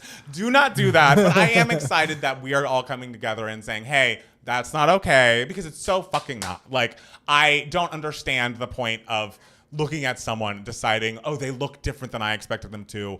So if they're a woman, they must be pregnant. Yeah, it's like, no. No, that's not how anything works. She is pregnant with an album. Yes, and that we saw a preview of that on her fucking special. And we're ready. And we are ready. We're ready for that baby. It was giving Born This Way era, Fame Monster era, which, you know, were wonderful eras in our lives. Beautiful eras. We grew up in those. Yes. Pixar's making a weird choice, and they are saying that they are not trying to make films like Turning Red or Luca, and they want more sequels and reboots. The studio's movies should be less about a pursuit of any director's catharsis and instead speak to a commonality of experience. I think this is odd because we're the like biggest, at least most critically acclaimed Disney and Pixar films recently. Weren't Luca and Turning Red among them? I feel like, at least word of mouth, I feel like it was very positive around the two movies. Like something like Soul, like, of course these were released during like COVID times, so they had to be on Disney Plus. So like box office numbers weren't what they were. But no. I don't know. Even if it might make a quick buck for Disney, it feels like a weird direction for Pixar to go in. Well, look, guys, all good things come to an end, and Pixar is actively saying like we don't want to release cinema anymore. Like how did they word that? Like they don't want to release something that's like personal. Yeah, personal to the director. Like they're actively saying like we don't want to release cinema anymore. Right. Like that's literally like what cinema is. Like it's insane. And so I mean, I guess they can do whatever they want. Best of luck to everyone. If it makes them money, that's nice. But like they're not going to, if they continue down that trajectory, they maybe will make money for a little while, but they're not going to make any more like landmark, like game-changing movies like they did for so long, which is what they became famous for. Right. Like it's insane. Like again, like trends in box offices, like they come and go in waves and everything. So like just like giving up is just such a horrible option. And it feels like, I mean, Disney owns everything, but they also own Marvel. And it's like, have you not learned from Marvel's endless sequels and endless Disney Plus series? People get tired of it? People get tired of everything being the same and recycled. And like, we're just building on universes atop universes. Original stories are always going to connect with people. Like whenever there's a Barbie or even when there's like a Frozen, people are like, oh my God, how did this happen? It's like, well, the audience is always going to connect to a new, original, well-made story. Like you can't like make an algorithm for like this movie's gonna make a bunch of money, but like how about focus on like it's gonna end up disappointing. Absolutely. Like, and then you're gonna be like, oh well, movie theaters are dead. And it's like, well. I know. You know, we just got to keep making our art. And we will. All of you out there, focus on your things. Yes. Your dreams, your art, your expression. That's coming from Phineas and Franklin. That's your two favorite Franklin, one of whom is an award-winning art. Well, actually, no, we're both. Okay, yes, thank you, my God. We always forget about my award, songwriting. Snow was R&B Song of the Year on something. It's been 10 years. Hey, guys, Snow is a fucking hit. It is great. It's not really R&B, but whatever, I'll take it. Listen, it's very pop. Snow is a fucking bop, one of his best songs. I'm just saying that. Oh, thank you. Snow is fucking I'm very great. pro Snow. Oh, myself. Snow is. You know, I have issues with some of the songs on Traitors US. I don't know why. It's a great album. Snow's the one. Oh, well, Snow's the one. Snow, Matt Palmer, available now. In great news for me, Dr. Pepper has passed Pepsi as the second favorite soda brand in the U.S. Coca-Cola, of course, is the best, from Atlanta, just like me, and it's still number one. But I don't know if you knew this. I grew up on Dr. Pepper as well. Especially Dr. Pepper's excellent. Dr. Pepper's excellent. We always had Diet Dr. Pepper in the house. The best diet soda, objectively. It's better. It's better than regular Dr. Pepper. And we all need to admit it to ourselves. And I'm just so excited because the thing is, I love the spectacle of Pepsi. Like any sort of like Britney Spears Super Bowl Pepsi commercial, whenever they had the big pop girls doing those Pepsi ads, like the Beyonce, Pink, and Britney Spears one. It's like, of course, I was seated. I was watching them on a loop on YouTube.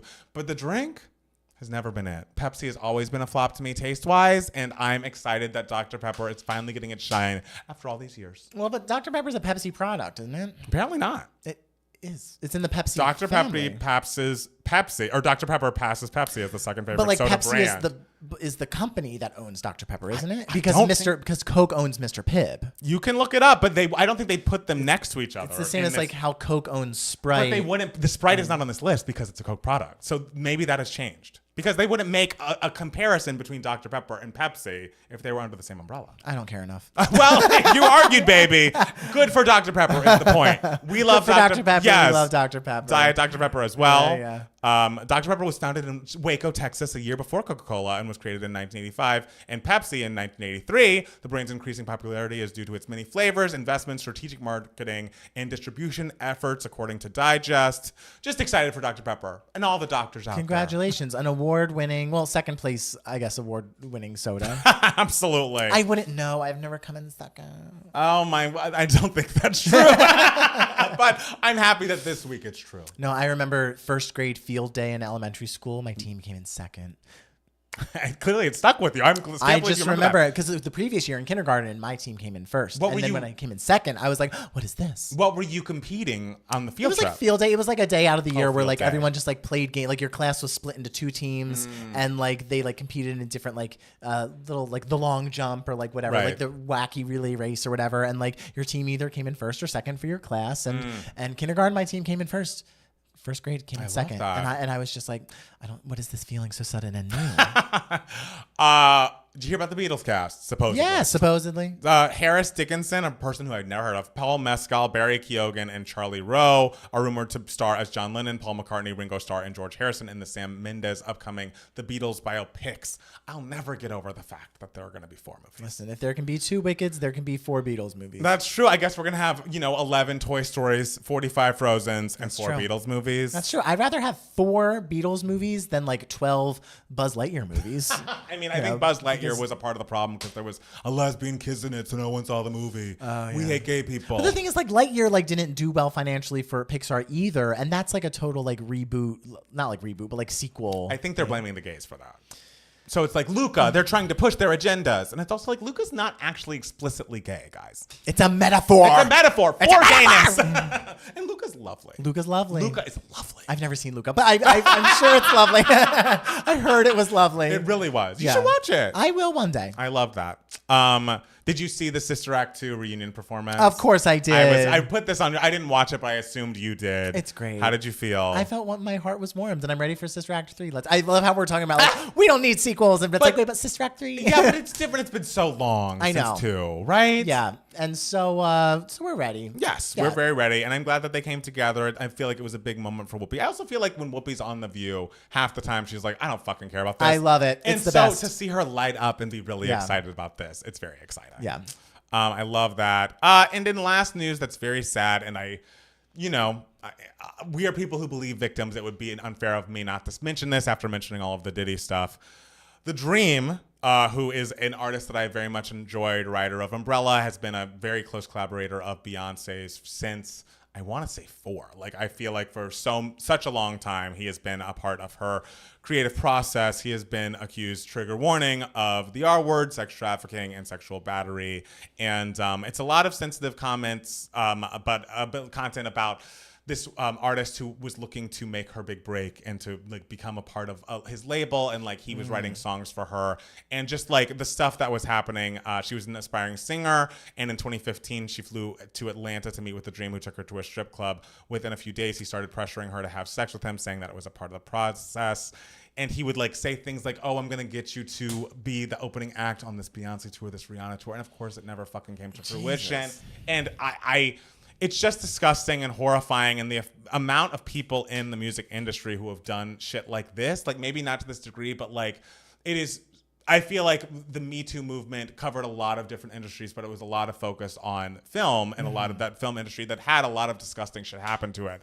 But when you really start opening the door and like opening the curtain with music, it's like there's so much disgusting shit going on from the top down. Like when people have that kind of power, again, they believe that they are allowed to do horrible shit like this. So my heart goes out to the victims, and like we are people who believe women believe victims when they come out with it. We don't need to see a fucking terrifying recording that's going to come out, months from now in some hotels. So I just, you know, a lot of Diddy shit I can ignore because, like, I don't listen to a lot of Diddy stuff. Like, he'll pop up on some songs I like, and, like, every time it kind of grosses me out.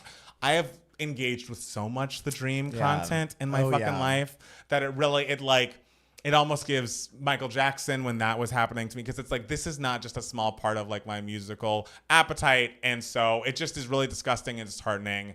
This is why we always stand women, because shit like this comes out about men, and it's not...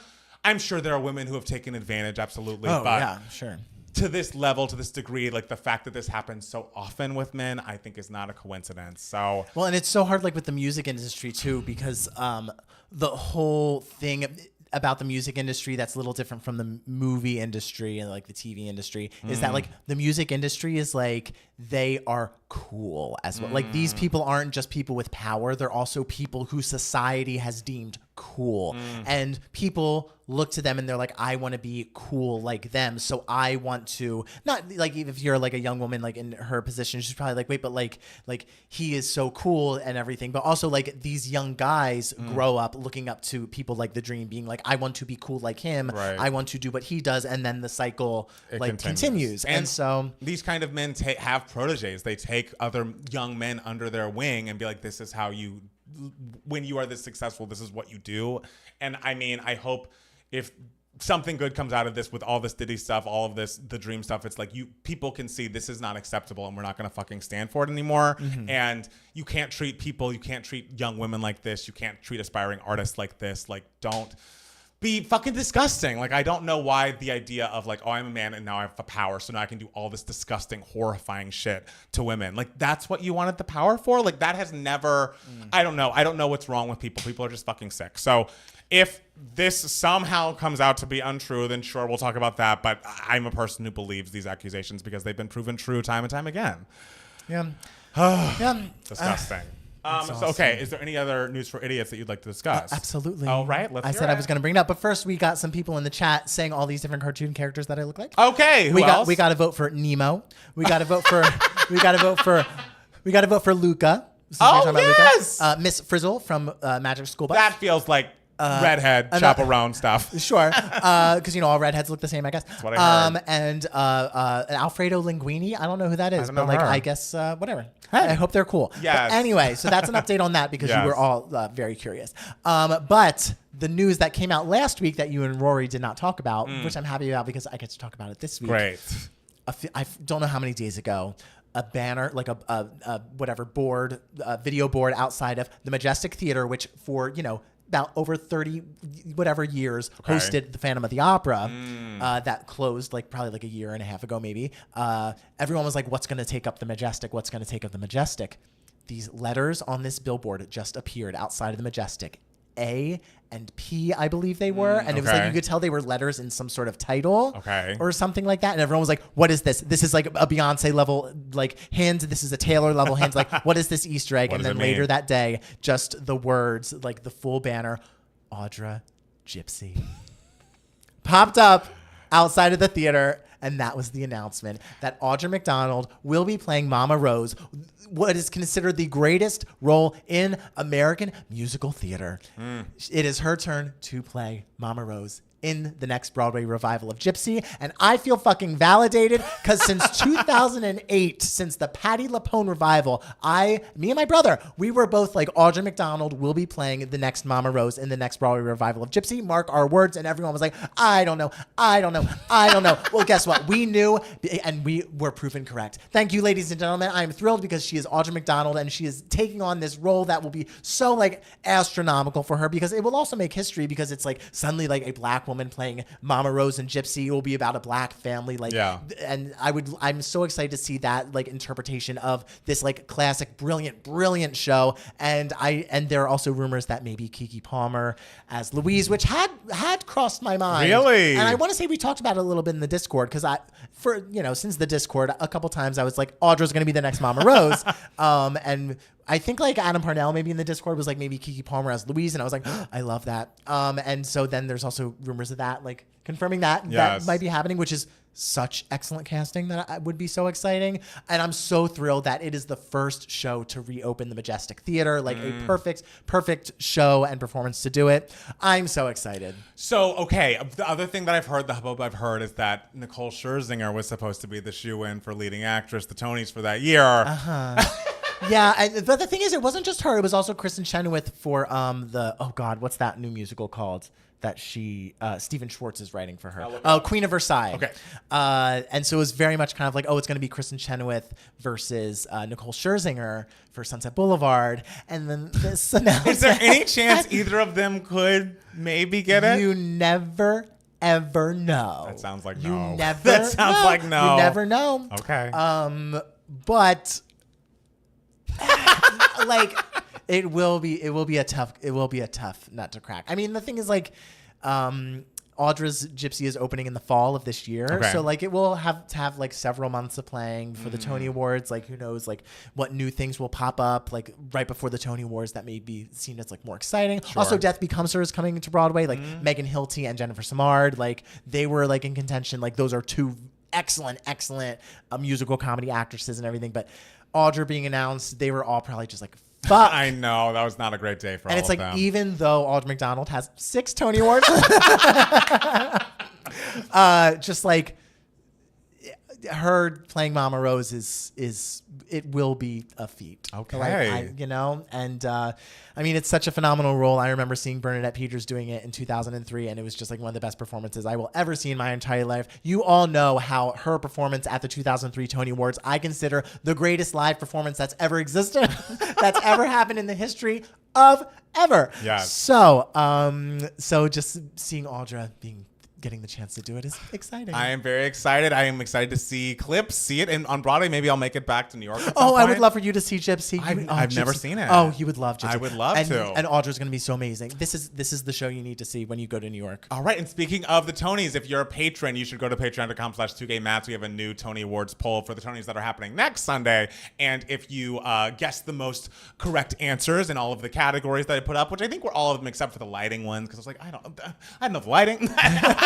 But if you get the most correct, you'll get to pick the next patron requested video that we do, and that will be very fun, and you'll get a shout out on this podcast this time next week. Yeah. So. And also speaking of the Tony Awards, the live stream will be a little late next week. Oh yes, because we'll be watching the Tony Awards whenever the Tony Awards are done. So yeah. So right. That's that. That's that on that, guys. I think we're going to take a quick break, and then we'll be back with more 2Gay Mets, the podcast. Oh, had a lot to talk about today. I know, right? Jesus Christ. Right. Oh, let me do the ad. Do the ad. Good for Audra. Oh, I'm so excited. Good for you. I mean, you called her. I fucking did. You did. Jesus Christ. You called her. I was like, no, it'll never happen. Why did they say no? Because they don't have the. They don't. They're not. I'm Rihanna. I have the eye. You are. I know what the people want to see. SpongeBob's nose. And Death Becomes Her is going to kill. Packed Best Actress in a Leading Role already, and we're not even done with this year's Tonys. Broadway's pumping out product while movie industry is busy playing catch up from the strikes. I like soft light. Welcome back to award-winning Matt Steele. Congrats on your win. People are so excited. That's the thing is I feel like when you win, we all win. Like we feel like in the 2GM world, we all won. Yeah, I'll keep that award at my place. Right. But hey, it's like one day maybe this time next year we'll both have little plaques that say 100,000 subscribers. No, this time next year we're gonna have what are those the YouTube awards called? The Scenes? Do they still have those? I forget. We need to be more plugged in. The Scenes? I know there are Webbies. The Webbies. I think the Webbies is what it is. Are those? Oh, I guess you're right. Because I was like, because there's a podcast one too, but I don't remember what that's. Oh, I don't know. Whatever. We're winning awards, long and short. Winning award. That's why we're here. Right. Winning awards. Also, by the way, whoever made that weird joke about Mariah Carey in the fucking comments, I saw you and fuck you, and I will keep your name on file in my head. We're in a feud. Don't say shit like that. That's not funny. Not funny. Not funny. Not funny. Are you going to be reacting to Brat Deluxe? No. But I will talk about it a bit, and I do like it. Oh, Streamies. Webbies. So many. Scenes. You weren't a world away. You know. I want to go to Broadway in person for the first time, but it won't be for a long while. It's okay. It's not going anywhere. So you'll get there. You'll get there one day. the Michelle needs to channel Divine since Ursula is based on Divine. Michelle Williams. So is this new Ursula? Like what Ursula? I saw she was in. She's in Death Becomes Death Her. Becomes Her. I did that clip was amazing. I was like, oh, you better sing live, Michelle. Oh, sure. And yeah, but I don't know. She's playing Ursula because she's going to be in Death Becomes Her. He might be joking. You know, Michael Smith loves to joke. Yeah, and Ursula Ware. It's not like it's on Broadway. What are you talking about, Michael Smith? Have you seen Hitman? Glenn Powell's gorgeous. I've not seen Grace, I'm looking in the Discord. I just saw your Franklin pick when Mariah is disrespected and it's Angry Franklin. Mess. I do think it is funny that the Brat Deluxe, like the title and the name of it is Brat, and it's the same, but there's 3 more songs, so it's not. I mean, if there's anything very funny about this Charlie era, it's all these covers. I meant her character is giving Ursula. Okay, her Death Becomes Her character. Oh, it's giving Ursula. Okay, yeah. Have you guys seen Hitman? No, but I'm interested. Glenn Powell is gorgeous. I agree. Well, I was with someone. I think actually it was Corey again. He was like, I do not think Glenn Powell is attractive. I was like, oh, I think he's a cutie.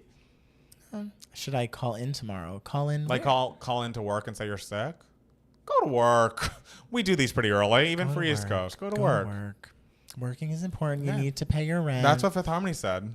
Work. Well, actually, they said work from home. Hey, I work from home. Maybe you work, well, yeah, you call in from your home. Sorry, what was the Mariah comment I missed? Don't go after the person. Just be happy you missed it. I'm sure it's no longer listed. It wasn't funny. It wasn't funny. Long story short. We got an email this week, didn't we? We did. I think we got maybe 2. Oh, we love that. Okay, this thing says to configure something, and I don't know what it is. All right, cool. Configure it. I don't know what configuring means, but... Huh? What are you talking about? What are you talking about? We're configuring, guys. Don't worry. It's going to be great. Okay, well, I don't even know what that means. If you see something different, then it's not my fault. I didn't do any of it. Whatever, it's fine. Whatever, y'all are here. We're all here, all here. You're all, yeah. I didn't even see the Mariah comment. Good. God, No one should. It blinded me. But look how much different we look now. Yeah. Whenever I put the podcast together after these summer days, I'm like, oh, we look so different. Yeah, I'm happy Rihanna's taking time for family. That's nice. We are family. We are family. But if we are family, then she needs to take care of us too. We were here first before her children. Hi, youngins. Oh, thank you, Karen. I know. Karen, we love you. We've been compared to many cartoon characters. All we needed was you guys are young seeming. And young little turtles. I think we need to block them right here. The industry kept pumping her for a new album nearly every year since she started. I mean, that's true. So are Ben and J-Lo actually divorcing? I think yes, which is too bad. I thought about the Mariah comment about the yes. Oh, that was so fucking funny. There was someone tweeted something that was like, I can't stand Mariah Carey. She's always somewhere in like a glittery gown. And she just responded, yes, and then had to give her in a glittery gown. That's funny. Matt Palmer, did you see Lisa Vanderpump is on the new season of Gordon Ramsay's Food Stars? I saw, and I saw that they've been like kind of making the rounds on different press tours, and they have very good comedic chops together. I feel like they can bounce off each other. Y'all should really have a radio show, even that's so old-fashioned for me to say. Oh, thank you. Is this a radio show? It's not a world away. She can take time for family and still drop an album. Yes. Y'all are very animated. That's true. Not the children. Yeah, they are real. They're real children. I've never met them though. So. Sure, do they exist? Do they exist? We don't know. Do You Thing should have been a single. By Miley or by? Is there another Do You Thing I need to know about? I do like the Miley Do You Thing. Is Miley putting out an album or a single? I know she and Calvin Harris had a song that I don't know if it got canceled or something, but it sounded good. Okay. All right. We love that. Good for Miley. We love that. Good for Miley. Great moments. My phone's always telling me to write in my journal on the phone. Do you guys have that app now? I write in the journal every night. Oh, right. I forgot. But you don't really like journal. You like write about what you did. I literally write just like what I did. Just like whatever pictures I took that day. So never like an emotional entry. Not really, no. Sometimes if I'm like feeling like frustrated about something, I'll write like one line about it. But like it's very much to help me like remember like my days or whatever. I wish in the app though, because what it is it's just like formatted as just like a list. So if like a year from now, if I want to see what I did today, I'm gonna have to scroll through 365 stuff. It's like it should be a calendar. Yeah. No? Yeah. They'll figure it out. Is Bruno preparing for a new album, or was that a year? A rumor, excuse me. I think it's true, and I would love that. Matt Steele, do you do anything to your eyebrows? They look so good. I wish mine were as thick. Thank you. I don't. Oh, they're just like that. I do have like a little like razor thing for eyebrows that sometimes I like. Oh, scared? Are you not scared Like that you scrape? might? No, and sometimes I do like up here and like scrape those. That would be scary. Yeah, but not all the time. Again, I'll get rid of like maybe if I have like 1 or 2 hairs here. Oh. Yeah. I know. I don't ever have like a possible.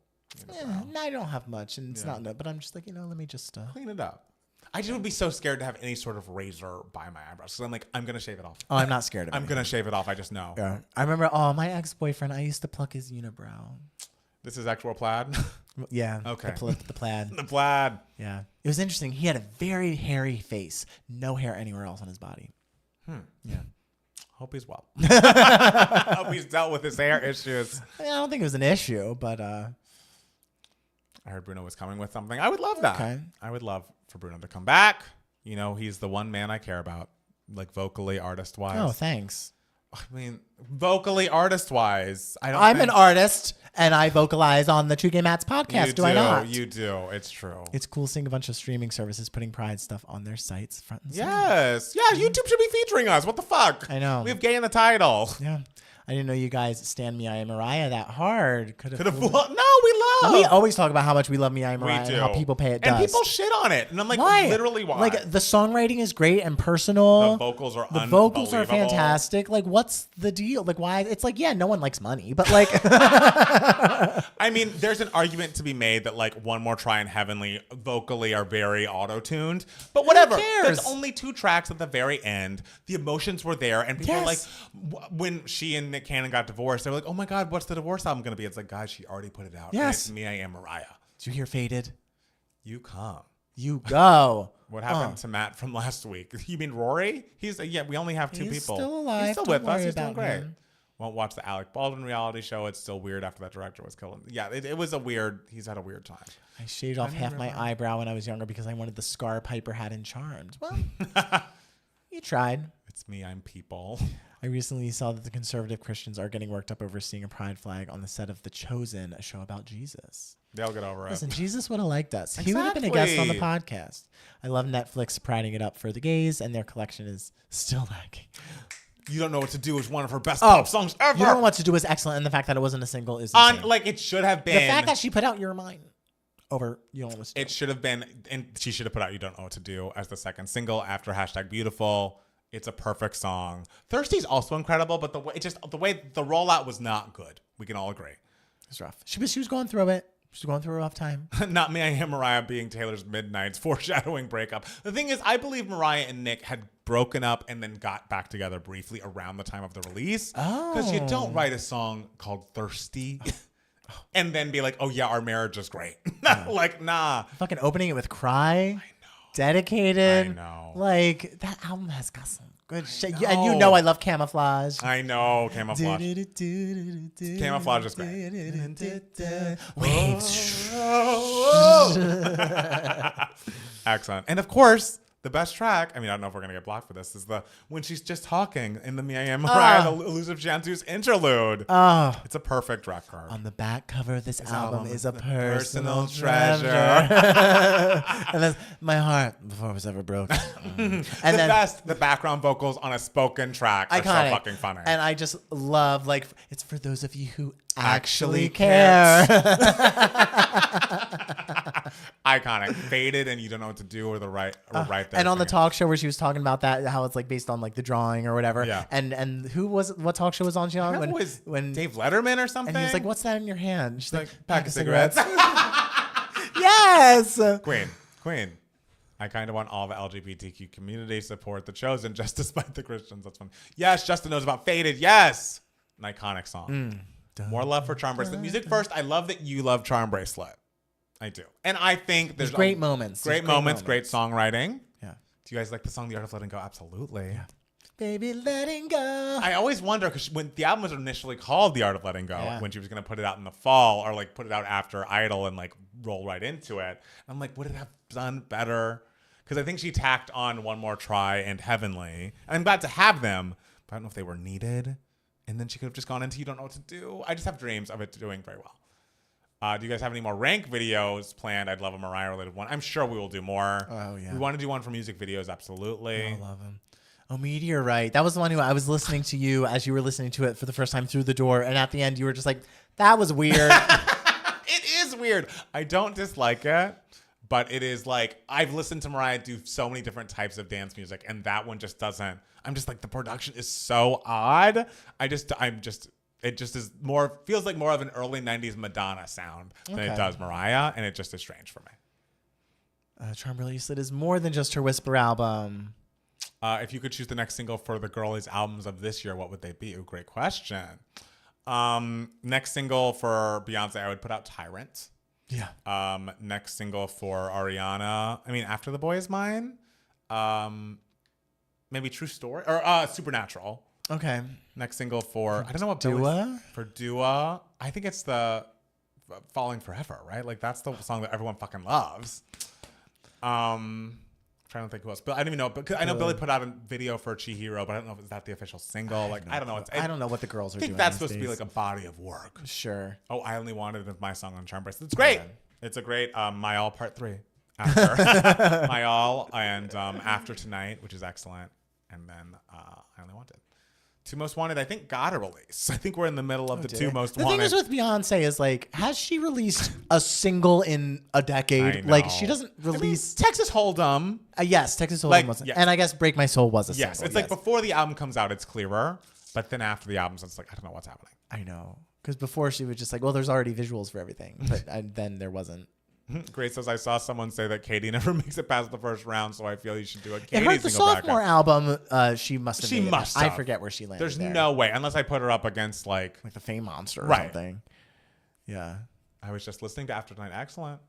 Blackgrounds stole JoJo's entire youth. What they did was criminal. Absolutely, Ruben, you are right. Beyonce really doesn't give a fuck. She's a sick woman. I think it's going to be like Renaissance. The next time we hear from her, she's going to be announcing the tour or the Sphere residency, whatever it is. Did you guys see Janet's new tour? I had not seen her new tour, but I've seen her tour several times, starting with the All For You tour back in the day. I think I saw her for Discipline, and I saw her in LA one time. So a greatest hits tour before this current one. I was there. The one, Yours, Subtle Invitation, are my favorite songs. I love Yours. And the one is great. And Subtle Invitation, I also love. Yeah. What should Taylor's next single be? But Daddy Will, I love him. Right? I would think it would be I Can Do It With a Broken Heart. I think it could be either of those. Yeah. I'm okay with either of those. Thoughts on the RHOC trailer, Matt P? Fucking excellent. It's also proof that Lee's Housewives franchises, instead of trying to cast all new people, you need to be going into the vault, going in, because when they brought back Tamra and Heather Dubrow, and now they're bringing back Alexis, you need to go back to the vault because it looks excellent. You went to the All For You tour. I did. I got one of those big tour books at my mom's house right now. The Beatles casting rumors are mad to me. I think I only like one of the guys. They all seem cool. Yeah, they seem fun. She had a listening party last week, apparently, Katie. How do Janet's abs look? I'm sure they looked great. I'm sure. Oh, Grace says you put her up against the Beyonce and the sophomore. Oh no. Well, beating. Oh, Katie's had a rough go at it. Yes, Katie's had a rough go. We do like Katie a lot. Yes, if we had best pop single from the 2010s, she'd be top 2. Oh, for Teenage Dream? For Teenage Dream. Oh, sure. My God. I saw Janet in 2017. Her mic is on. I was so impressed. Justin, I love you. Her mic was not on. She does re-record all of the songs, which is nice. It's like, I'm hearing new vocals. She's not playing the CD. But the woman's dancing so much. Yes, no. It would be insane. You don't want the microphone on. No, the mic was not on. And that's okay. Yeah. Yeah. And as Celine Dion told us, just enjoy the show. Just enjoy the show. Just enjoy the show. Yes. People are putting on a show for you, and she's dancing her ass off. And Janet's putting on a fucking show. The dancing's excellent. The music is beyond time tested. Yes. Excellent. I was thinking when we finally do a watch party for Lemonade or something, I want us to watch the fucking Rhythm Nation movie because it's 35 minutes and it's so good. So we can all see how we got to Lemonade. Okay. Beyonce needs to get rid of the dream. It's unfortunate. He had a big hand in Act 3. Harley's in Hawaii, Part 2. I wonder. That is a good song. That is a good song. Janet's a legendary performer. Absolutely. Let it slide. She performed Rock With You, new choreo. Love that. Sabrina, including Barry, and a new music video made me think of how fun but unlikely it'd be for Travis to be in a So High School music video. We don't need a So High School music video. It's a cute song. Cute song, but Daddy, I love him. Daddy, I love him. Have him be in that, even though it's not really about him. Even though it's very much about Maddie Healy. But clearly. Ooh! What a song. What a song. What a song. Katie and her new Tesla truck tweet. What? She tweeted something about loving Tesla or the truck, and then hashtagged idol, which people thought meant she thought that what's the man's name? Elon Musk was her idol, but no, it's like she was promoting American Idol because she was still on it. So it was confusion. Gotcha. Rhythm Nation is one of the best albums ever. You're absolutely right. Ooh. I haven't watched. I watched maybe a piece of her Tiny Desk show, but not the whole thing. But I love Nelly. I love Loose. What a great album. Oh, that's an excellent album. Yeah, unbelievable. Yeah. Should we get back? Let's get back to it. Let's get back to it. We got some email. Yes. All right, we're back, guys. We are back. And we have a commercial. Oh, right away. yes. Let's go. Tell the people what they need to do. Guys, thank you so much for listening to or watching the podcast. Make sure you go to Spotify or Apple Podcasts and leave us a 5-star rating and or review. We do only accept 5 stars, so if it's less than that, you got to keep it to yourself. And if you really enjoy us, go to patreon.com/2gaymats where you can join the Discord, chit-chat with us all the live long day, meet friends you haven't met yet. We actually just announced that we're going to be doing a 2gaymats talent show. So all the talented patrons are going to be able to strut their stuff and we're going to react to them. That's going to be on June 27th. We're going to record that. You'll be able to watch the replay if you can't make it for that.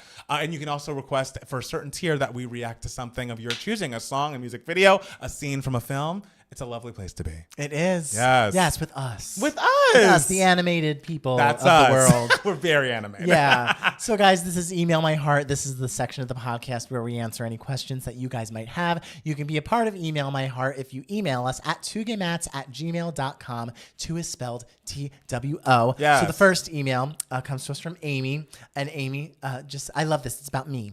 And it's just entitled Oscar Speech. Hi, Matt. This email is mostly for Matt Steele, but just wanted to say a huge congratulations on your Best Actor in a Feature Film win at the Crown Point International Film Festival. Yes. I thought it would be fun for you to give a speech as if this was you winning an Oscar. I'm giving you ample time to prepare by sending this ahead of time. Hope to see you in another movie soon. Yeah, me too. Any details on an upcoming script? P.S. It feels like there has to be a Devos watch party now. Matt Palmer, help him with the technology. It's happening next month, I promise. Yeah. Yes, next month. Oh, July's next month. That gave me a heart attack. It's true. It's happening in July for patrons, and it will be, I guess, celebrating the anniversary of when the movie came out. Yeah. So around July. Did we decide 7th? No, I don't we haven't decided. Mid-July. Great. It will be happening if you are a patron. Any news on upcoming script? I am trying to get my second movie made. Yes. So I'm working with a very good friend of mine to sort of finalize the script so it's in a good pitchable status place, and so she can send it to the people, the contacts that she has. And so we're working very hard on that. I'm very proud of this script. I think it's very funny. And so, the thing is, I didn't prepare this speech because, oh my God, I totally wasn't expecting to win. Jesus. This is just going to be off the cuff. Oh my God. Oh, this is so horrifying. Someone picked my mom up off the floor. She's probably dead. I just, look, Ma, look, I'll finally be able to pay off my student loans, Mom. I'm holding my phone as if it is my award. Yes. I just want to thank the wonderful Franklin the turtle sitting next to me.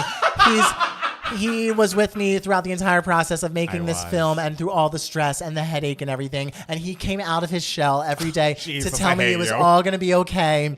There's absolutely no one else I want to thank because I did it all myself outside of those people. I'm just kidding. I want to thank my wonderful family and my brother for being such a pain in the ass and for texting me every single day. When's the movie going to be done? When's it going to be done? Well, guess what, Michael? It's done. Yes. And so here's the award. Every time you want to text me and annoy me for not being famous yet, just look at it. And it will satisfy your craving to text me and bug me. Who else would I thank in an Oscar speech? I don't know, but the time's a ticking, babe. The music's gonna come up. Listen, they're gonna have to. I'm gonna be like Cuba Gooding Jr. and I'm gonna be dancing around on that stage forever. No, I'm gonna end my Oscar speech with, okay, thank you so much, everyone. I'm gonna go backstage and pass out. Beautiful. Have a lovely night, everyone. Very Jennifer Lawrence. I love it. Oh, thank you so much. No, I don't know if I'll trip over the stairs. I will leap over those stairs. There'll be nothing to trip over except for air, darling, because I will rush up there so fast if that were to happen. Iconic. So the next email question. If you refer to me as Franklin the Turtle on national television, I'll kill you. I might do it. I'll kill you. It might happen, guys.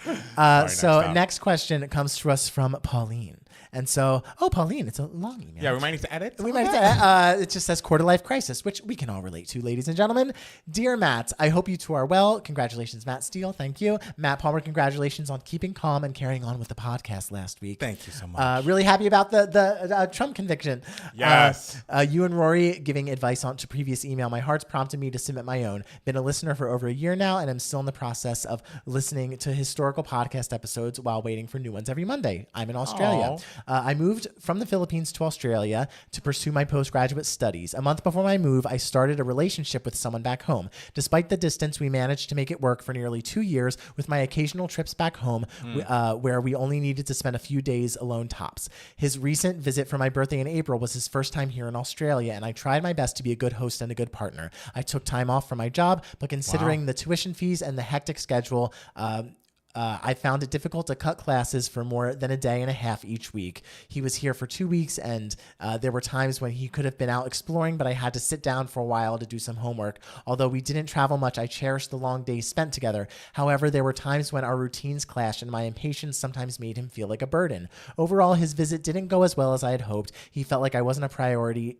He wasn't a priority in my life, even though I really tried to make him feel otherwise. I feel like we both love each other very much, but it seems we learned the right steps to different dances. Before we boarded the plane back home, he asked me whether I wanted to break up. I said yes. Every majorish fight we've had since February made me feel like I had to bolt. I'm a terrible communicator, but found the words to express my fears about our future together if we have different ways of dealing with life in general. This all happened a month ago, then followed a bit of back and forth whether it was the right choice to break up.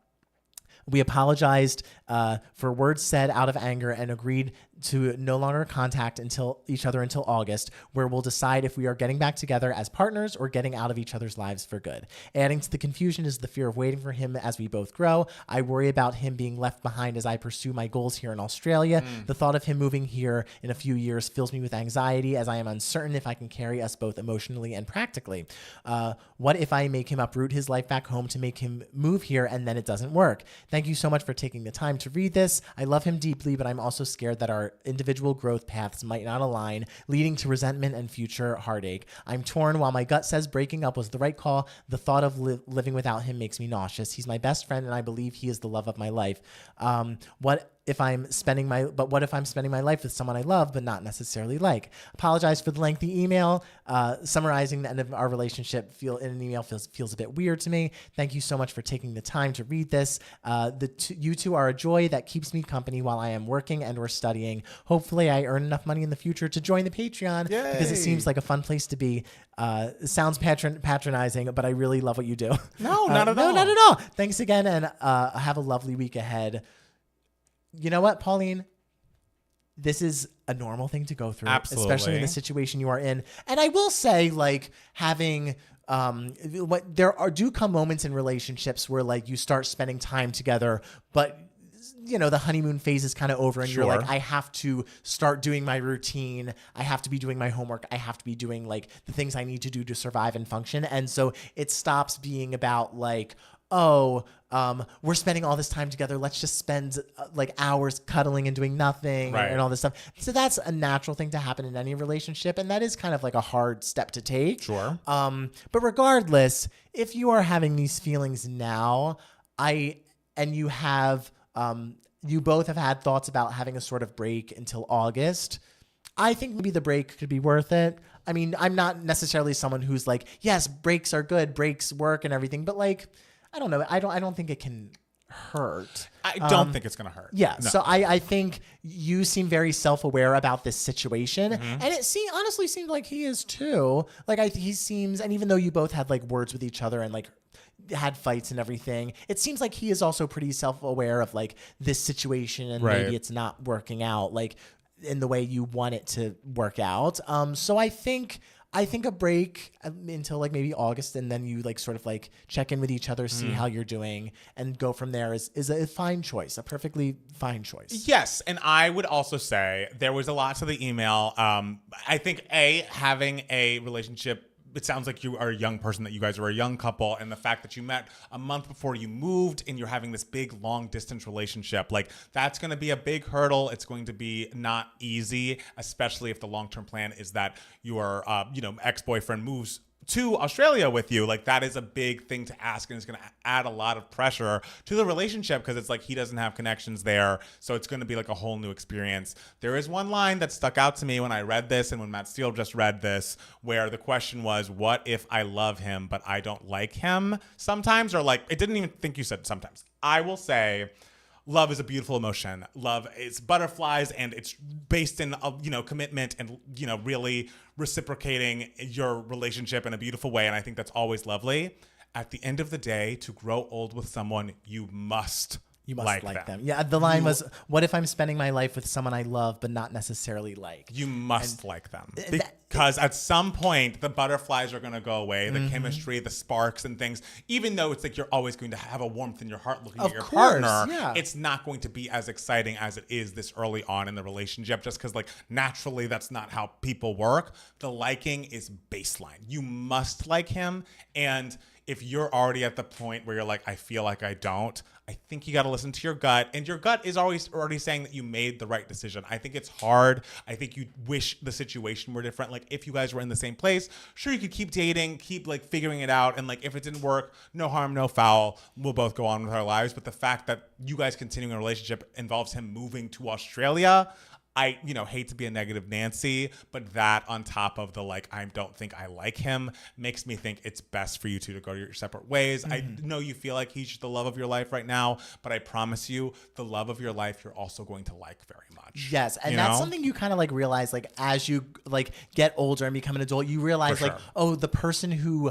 I want to date and spend the rest of my life with, like it's not just like, oh, we keep these romantic feelings for each other, which like you absolutely should when you're in a long-term relationship. Yes. But you also realize like, oh, I'm not just like in love with them, like I'm developing a partnership with them. I am sharing my life with them. We are doing things together. We are living our lives together. Right. And so it has to be with someone who you like. Yeah, it has to be there has to be a basis of friendship. Yes, like and a basis of like compatibility in terms of what you are looking for. Like that is so attractive to me. Literally, I was on a date at I won't say how long ago, a period of time. Yes. And a guy that I was on the date with said the hottest thing I've ever heard in my entire life. And that was, oh, I've never had a drink of alcohol in my life either.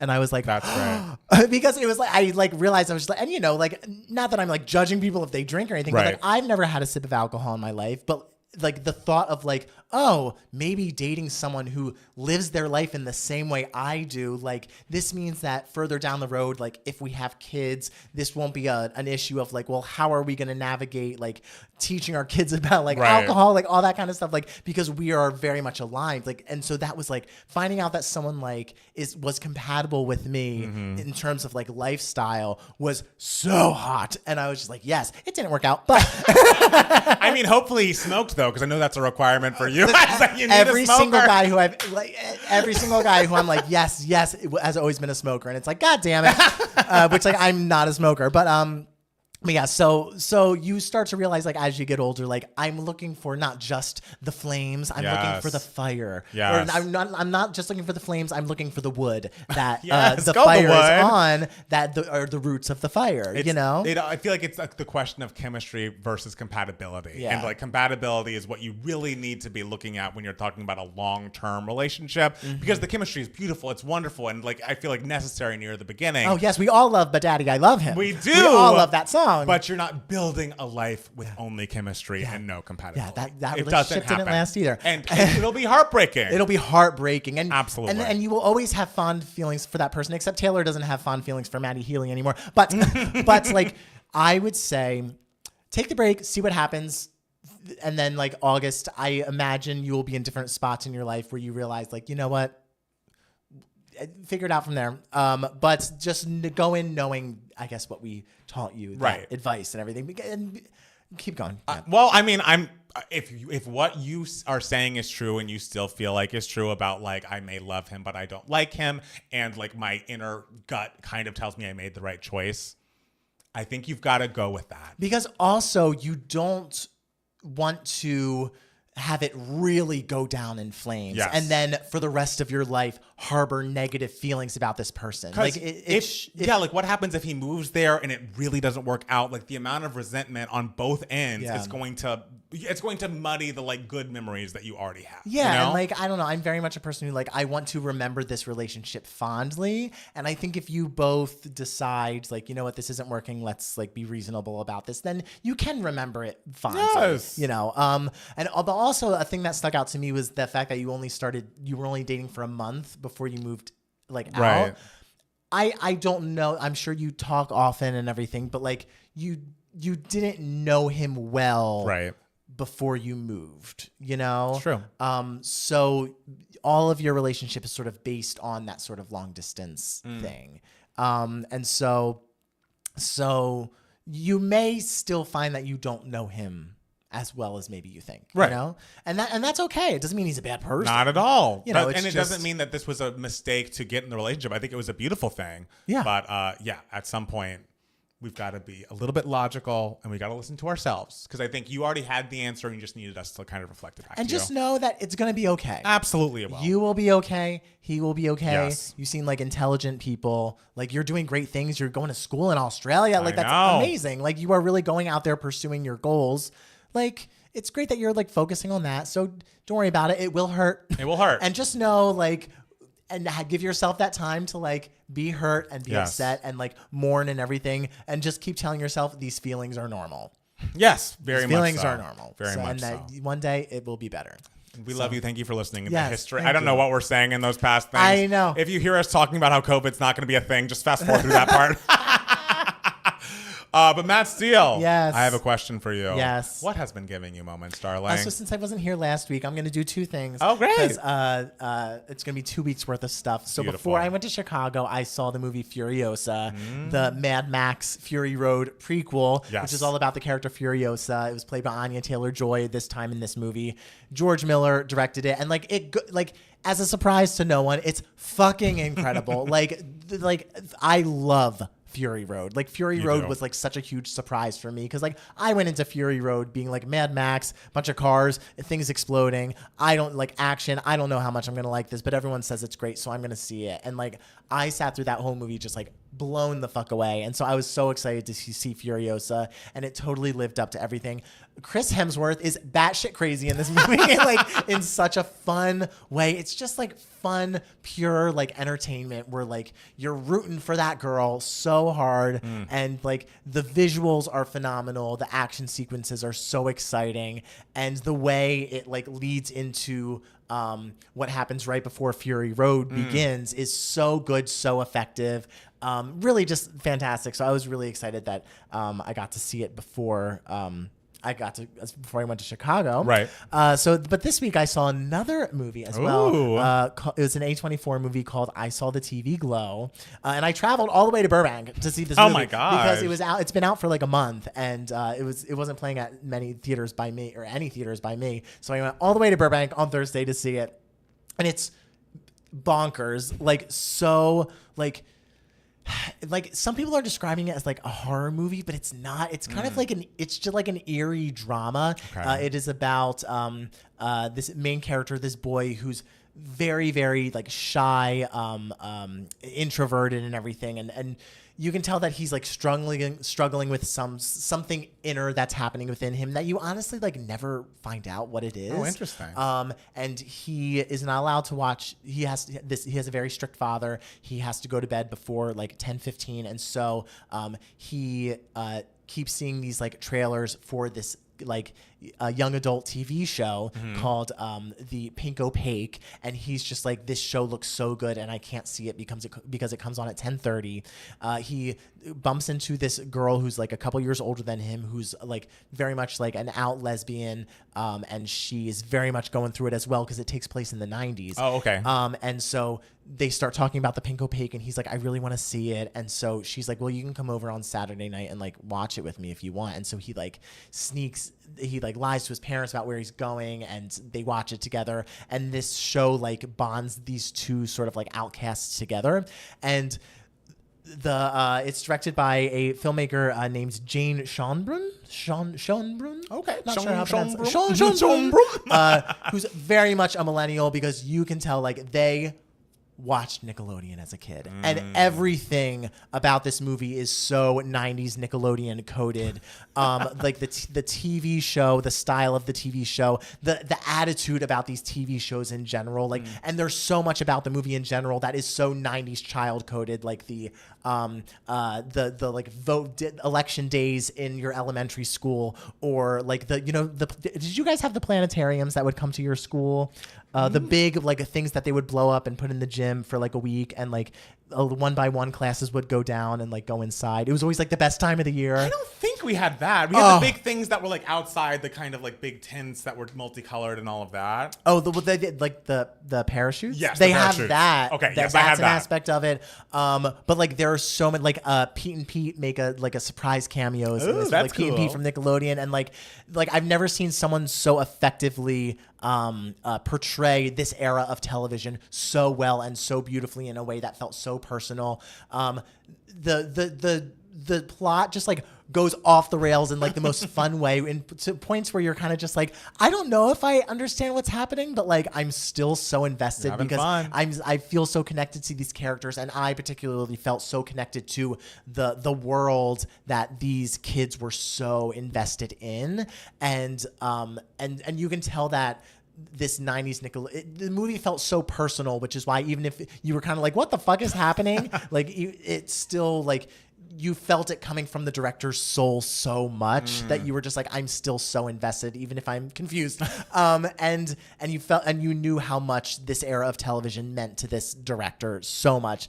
And visually it was amazing. Like every shot had some sort of like unnatural lighting element to it. So it really like harkened back to like just like a TV glowing like in your face or like inside your soul, or like and the colors that were used. There were so many like wonderful metaphors that like dealt with like queerness that weren't like direct, like they weren't like hit you on the nose, right, like metaphors, but like just like in such wonderfully subtle ways, where it felt so unique and fresh, but like and so personal, but like you could connect to it no matter who you were, it felt. And so it's really just like a wonderful viewing experience. I had a great time, even though there were moments where I was just like, girl, what? it was really, really great. And it just made me so nostalgic for that era, even though it was kind of a creepy, eerie, like, version of that era. Right. It's just really great. Well, if it was something that you could really tell that like the director was telling their story about, so much, yeah. It just seems like something that Pixar really would have fucking hated. Right? You know, they would have been so disgusted. The director is getting his point across in this film. Huh. Like insane. Who wants that? What are you gonna do? Well, for me, there are two things I want to talk about. The first of which is an album that got a lot of buzz on the internet this past weekend, mostly because of, not mostly, but I feel like the memeable cover of Miss Charlie XCX's Brat really started things off on a good foot. People were enjoying the singles. I wasn't paying much attention. I, can respect hyperpop and say that it's not my genre. But there was just so much chatter about it online and also on our Discord that I was like, let me give this album a listen. And I gotta say, I was impressed. Okay. There were a couple of times, like a couple of tracks, like Club Classics and Von Dutch, actually, where I was like, okay, we're moving so far into hyperpop that like I don't know where I am. Like this to me is just noise, but we love everyone. But then there are songs like 360, Talk Talk, Sympathy is a Knife, and B2B and Mean Girls, where I was just like, even though the music is clearly very much hyperpop inspired. The production is very off the wall. These are pop hooks that are cutting through the like avant-garde production that I don't know. I really, really enjoyed a lot more than I was expecting to. I also think it's very funny the way that she moves like topic to topic on the songs, because some of the songs like deal with really triggering topics. Like it's very like suicidal ideation, very like just serious discussion. And the next song is about like, I want to do coke off a key. And it's like, I'm thinking about having babies. And then it's like, what? I can't wait to party. And it's like, wait, what? Okay, You're going to have a lot of whiplash listening to this album. Okay. I understand why it is so critically acclaimed. I think it's very interesting and invites a lot of re-listens because the melodies are always what I am looking for first. So until we like dive so far into hyperpop that I can't even recognize what we're doing, I will tell you that there are many songs that I really enjoy musically. So congratulations, Charlie, because I wasn't expecting to have a lot of feelings about this, but I really, really enjoyed it. And secondly, I just have to say I apologize. I feel like Matt Steele during Big Brother season, but Summer House is the best show on Bravo, has been for the past several, I'd say maybe even months, and I, maybe stupidly, was very invested in a relationship between Sierra and West. West is a new cast member who like is, I believe, from Missouri or Minnesota or something, but has moved to New York, and this is his first season on the show. He, like, kind of looks like Robin Williams if he was 30 years old and used to be, like, a D1 athlete. And Sierra is literally a supermodel, like, truly the most gorgeous woman you've ever seen. Professional model / nurse when she feels like it. Okay. And she, like, pretty much, like, in past seasons has been with guys, especially one guy that I remember who used to be, or, like, is on Southern Charm but visited the Summer House. They fell in love on Winter House, and like she tried to have a relationship with him, and he very much played her, and it was like, oh, this is upsetting, and Sierra doesn't deserve this. So ever since then, she's been very walled off against like people, especially when it's like on the show.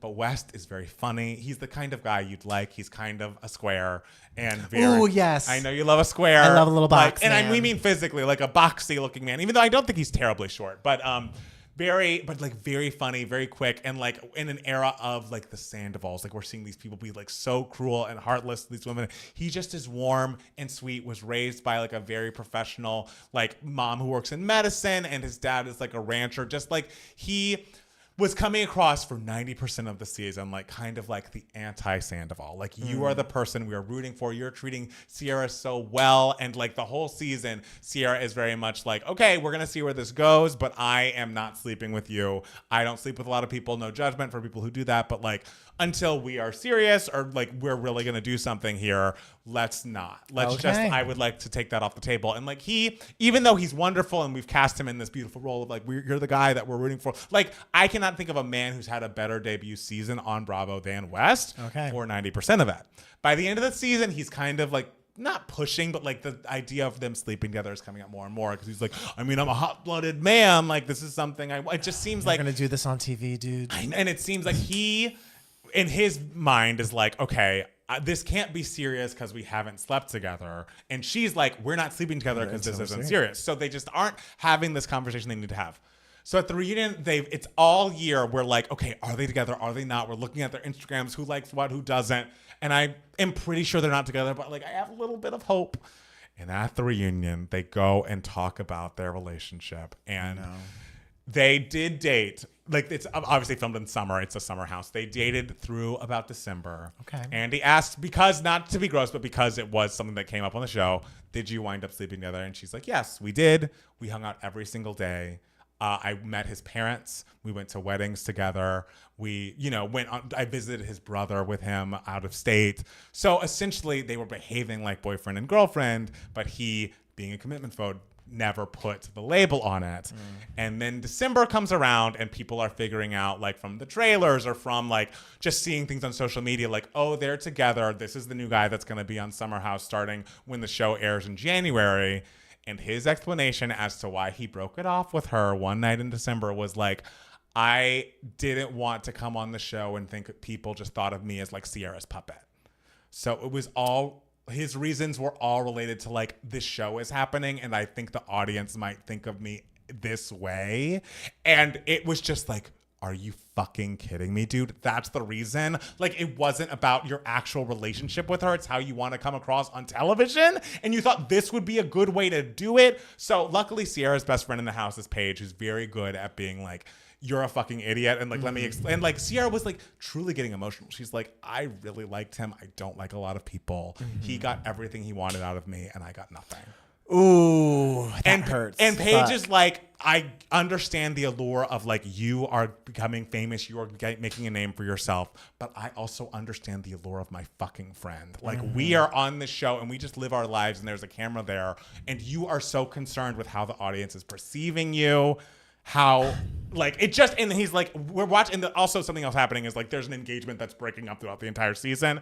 And she's like, we're watching the show. There are two people's lives being torn apart. And you're texting the group chat, like, everybody loves the show. It's the best season of the show yet. Like, you can't read the fucking room, West. And I'm just like, West. I'm just confused because it's like he didn't want to pursue a relationship with her because he was worried how he would come across on the show. Yes. So he decided to do a thing that would make him come across poorly on the show. Yes. And so now we've all turned. We're all like, fuck West. How dare you? No, my little box. I know. And so, I mean, they've both been like, next season, like, he's good for the show. It's not like we're not going to talk to him anymore. He didn't do what Sandoval did, which is true. But, it just was so disappointing. But it's kind of also like there's a way to word it, like, where it's kind of just like, I realized like I don't want to be on this show, and I know that is her job essentially, and I don't want to be a part of that, but like personally, but like actively worried, like, well, I'm afraid of how I'm gonna come across, like, and it's also like, he's not saying I don't want to be on the show. All he wants is to be on the show. Sure, it seems but he doesn't want to be attached to this person that also has so much goodwill behind her. I don't even understand. He should have, like, there were so many months between December and the reunion filming where it's like, you need to come up with a fucking reason that makes sense, and that was not it. So I'm heartbroken. I, again, don't think he's a Sandoval, but I am happy that Sierra is going to be on the Traitors. Even if she's not, like, the biggest personality, it's like, you deserve something good in your life, girl. Like, you've been through it on camera now multiple times. It's upsetting to me, but, like, there was no way not to get invested. But it, like, weirdly feels like not just Sierra got played, like, I got played. Like, I trusted this man. Yeah. This is why you don't trust men. If we've learned anything in this life. Long story short, Summer House is excellent, and I'm glad it's good. But man, West, you really broke my heart this week. And I was rooting for you when I found out you were a little square. Yes, a little square Robin Williams-esque man. Oh, that's cute. I know. Oh, well, what are you going to do? Oh, so Matt Steele. Yes. Is there anything else you want to tell the people? I don't think so. Thanks for being patient and waiting for me to come back. Yes. Guys. I'll always come back. Yes, thank you for being here. Congratulations again. And thank you guys for listening. We'll be back soon with more Two Gay Matts, the podcast. Bye. Bye. Good work, everyone. Taking back my love, Sierra Enrique. Yeah, it's hard because, it's different Sierra than our goodie Sierra. He's an F-boy. He really is, and we didn't think he was. It's a shame. It's really out there, guys. It really is a shame. Oh. Well, guys, I hope you guys had fun. I know, that was a long one. That was a long. We had a lot to say. It's been a couple of news. weeks for you, so. Audra, Gypsy, that's the one. And we had a lot of a long email. We did. Oh God, I'll show you him. He's a cutie, and he's a nice boy. He kind of looks like he kind of reminds me of. That's not the best picture of him. He kind of reminds me of slightly. He's not that squarey. He's a little squarey, but he's not like stocky. He's not stocky. Yeah, when I say square, I mean like. You mean super square? He's not as square as you want. Yeah, but I mean, hey, I wouldn't say no. I mean, he's cute. Yeah, he's cute. I like his hair. I do like his hair. His hair's good. He kind of looks like a sort of like broier version of what's his name, who was on Traitors 2, who was on Love Island. Oh, Burgalicious? Burgalicious, yes, yeah. Okay. Yeah, he kind of looks like a more frat boy version of that. Look at Sierra. Oh, ma'am, she's gorgeous. Supermodel. She's gorgeous. Like, how are you not hating this person? She'll be fine. She'll be fine. She will be fine. She's just been through it on television twice now, and it's upsetting to me. If you do a listening party for Charlie on Twitch, I'll set a reminder. I don't foresee that, guys. Like, I know y'all love the album, but I've already listened to it, and I don't think Matt Steele's super interested. We're doing one for Normani. I'll listen to it. Yeah. Album reaction. Yeah, that's what I'm saying. But also, like, he He already heard it. I already heard it. Like, it wouldn't be as fun. It's not part of the listening party brand. Yes, Normani is, and we don't care if no one watches. We will be here. We care about Normani. Boy, what you gonna do with it? Yes. Just listen to all of B-Day for the first time through. I already knew most of the trap. Wow, I get the hype. LOL. Yes. I'm like, welcome. Like listening to it all the way through, back to back to back to back, all of those songs. And by the way, we mean the original version, not the deluxe. No. Not the deluxe. No. Even though the deluxe does have the iconic, when I was filming the film of my life. Dream That Girl. used to be on the original version. Oh, really? When I first got the album, it was on there. It went away. Yeah. She is stunning. Yes, Sierra is so stunning. Stunning. It's true. It's true. Stunning. Better late than never. Glad you love it. Montrez, we are with you. I'm so glad people are getting on the B-Day train.